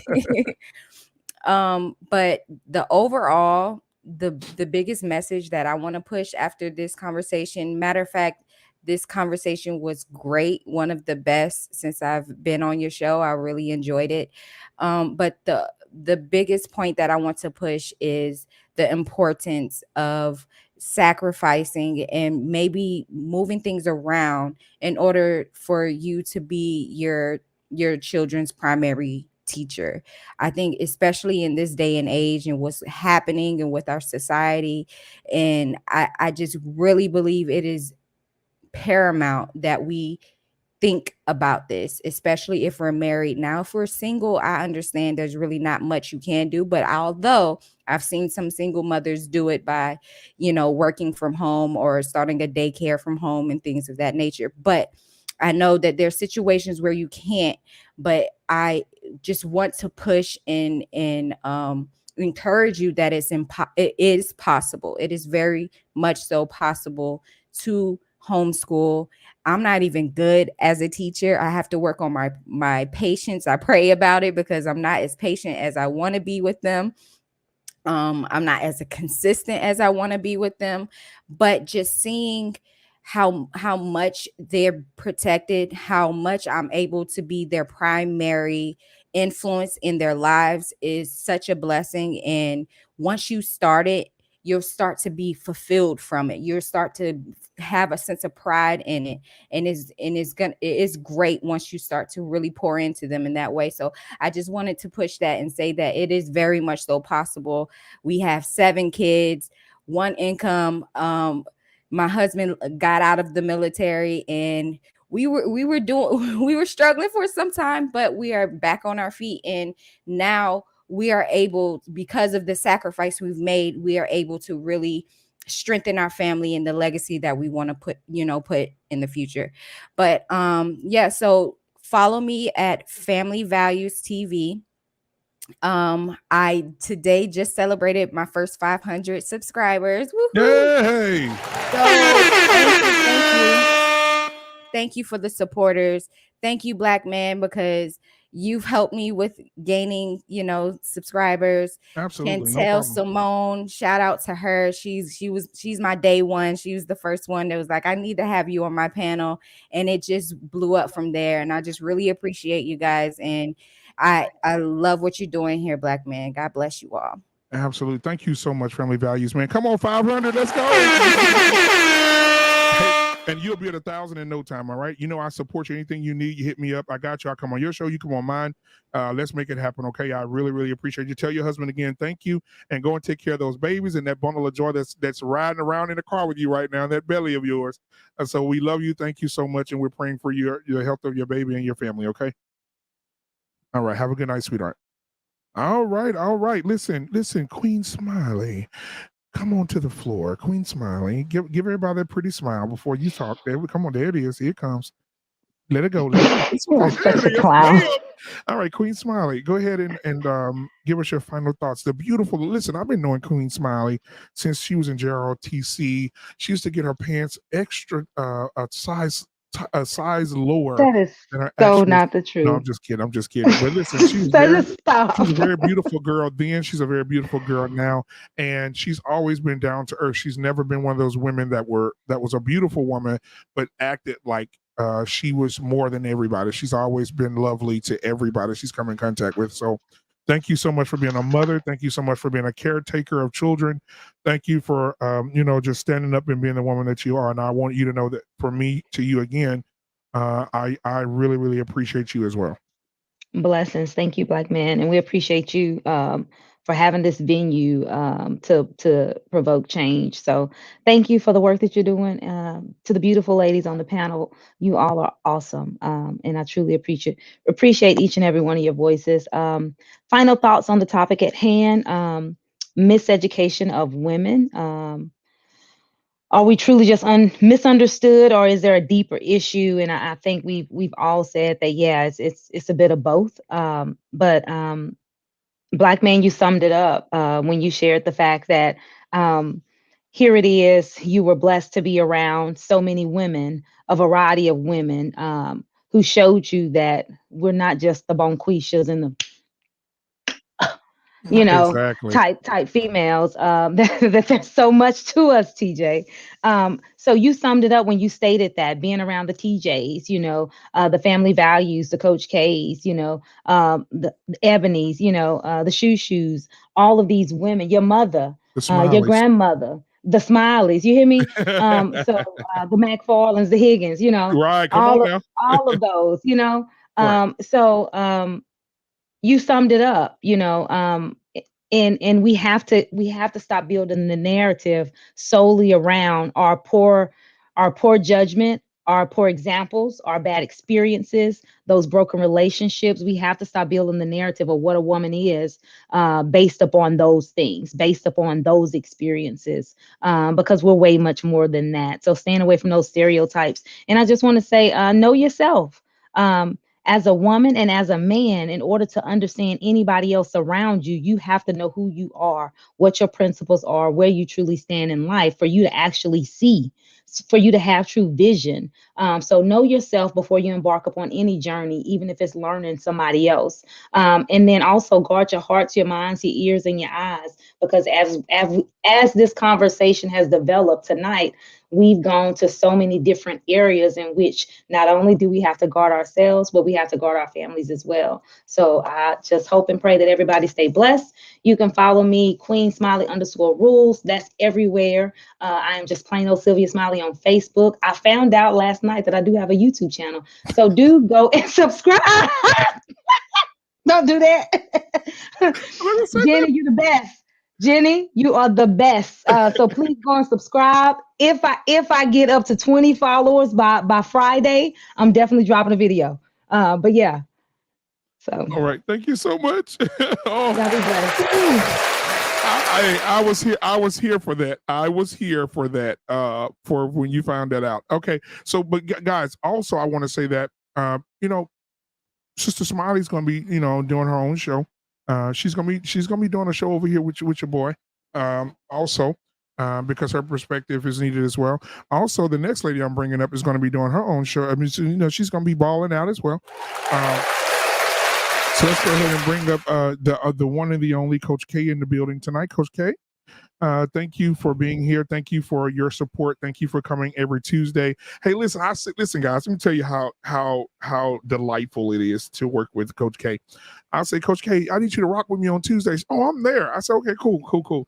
I said, I sent you the link. Oh, I'm there. Hey, roger that. See you at 8:30. All right, cool. And so, she's always popping in. And so thank you so much for your perspective. And I know that your soon-to-be husband is off. He serves his country. Is that correct? And yep. So we want him to also know that we appreciate him because he's a part of your life, and we can't appreciate you without appreciating him as well. So when you talk to him, just tell him, hey, listen, our heart goes out to him, and thank him for his service, and we want to thank you as well. So what are your final thoughts?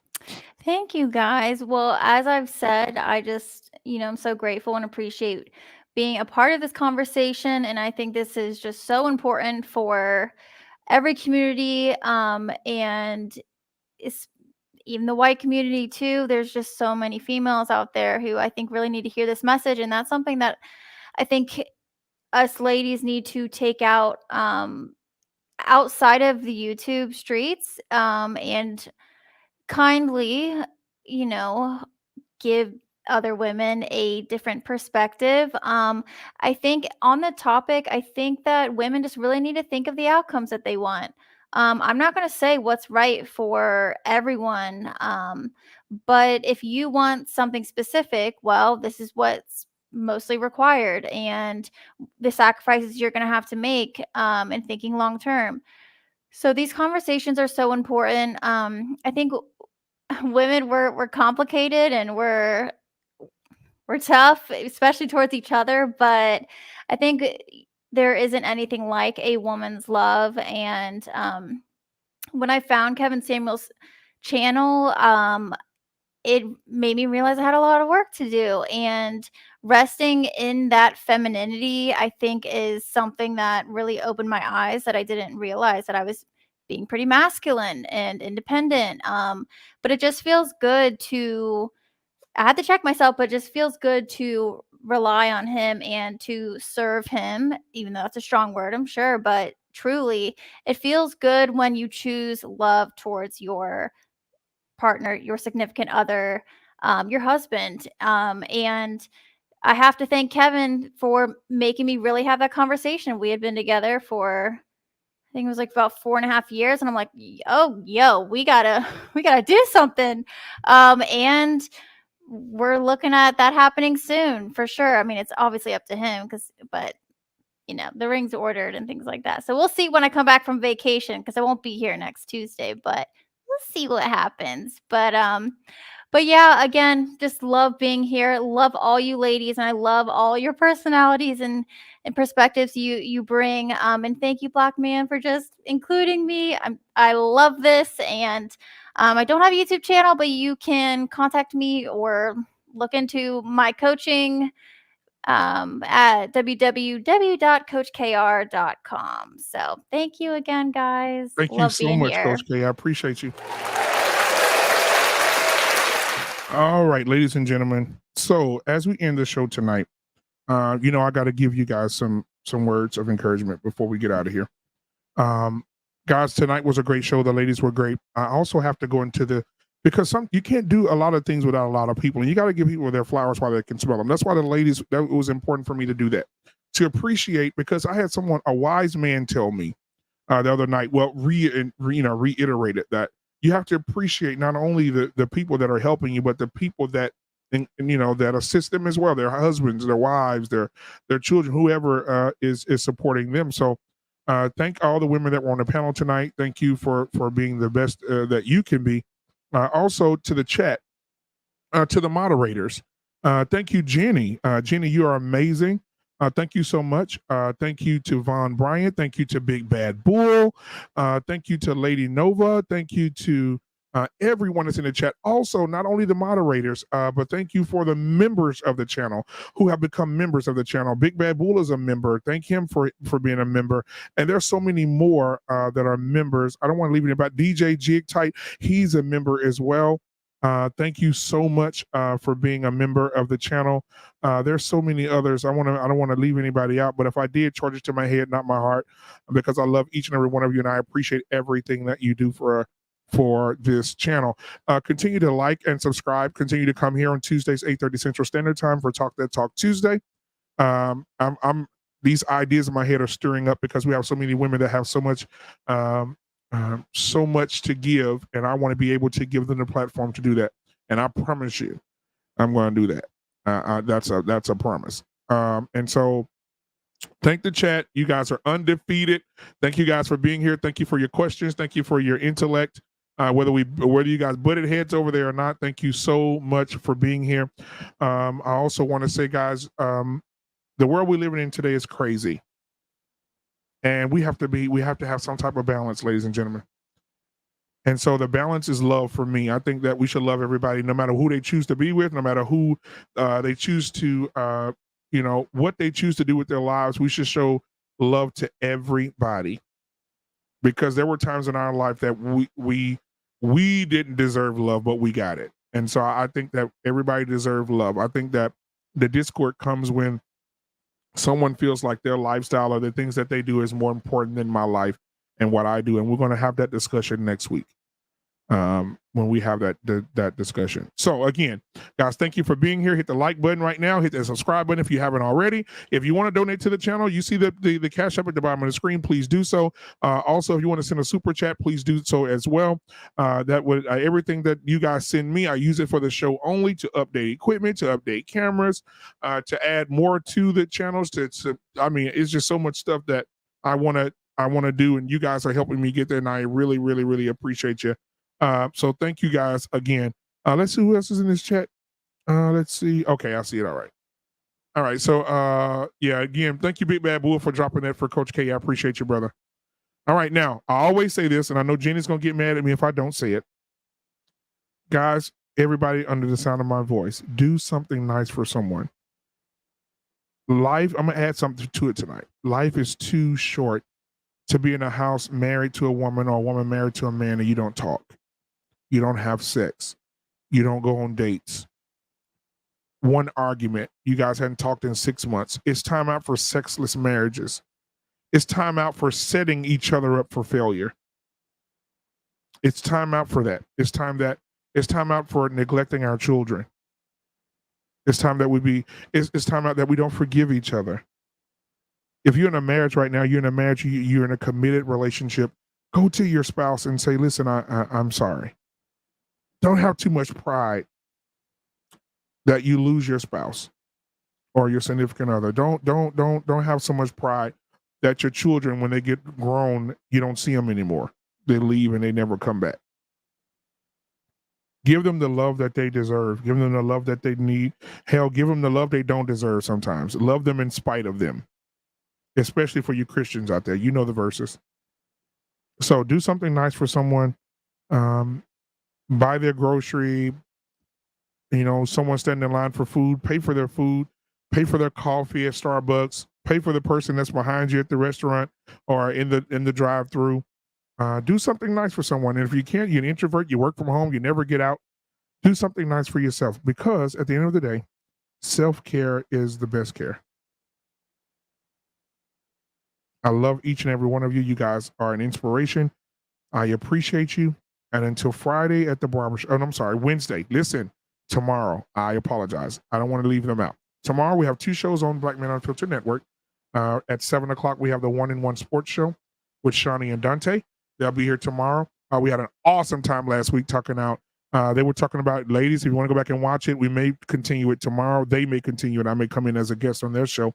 But they were talking about, has the WNBA ruined sports for women since it loses $10 million a year. And so that was a great conversation if you want to go back and watch that. Mandrell, Unapologetic with Mandrell and Shushu. You saw Shushu tonight. She has a show on Black Man Unfiltered Network with her brother, Mandrell, on Wednesdays. That's tomorrow at 8:30 Central Standard Time on the Black Man Unfiltered Network. So I thank you guys for being here tonight, and we'll see you on Friday for Barbershop Talk. And y'all know it can go anywhere at the barbershop on Friday. God rest our souls. All right. I love you guys. Give y'all some dancing music as y'all leave. Get up and salsa with your wife or your husband right now. Tap them on the leg and get up and move around because it's good for you. Here we go. Peace.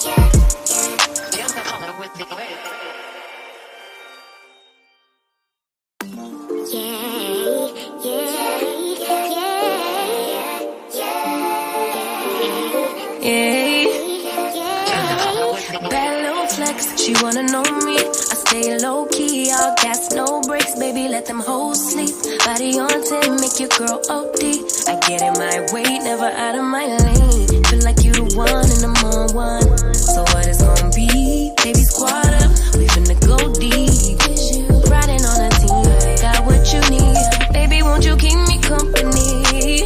Give me something to do me put it down. When I hit the town, you should ride on me. Keep your minds on me. On try, baby, I think you should side with me. Stay solid one time if you lie with me. Just promise you never lie to me. Keep the moves on tuck. I know it's all up. Everything good. Keep the vibes on crush. I know it's all good.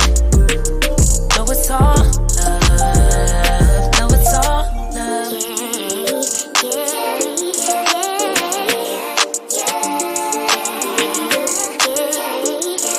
I've been feeling like I'm man lately. Can't nobody do it like I can daily. Fattest in the lattice in the land. Body turn your nigga to a fanny up.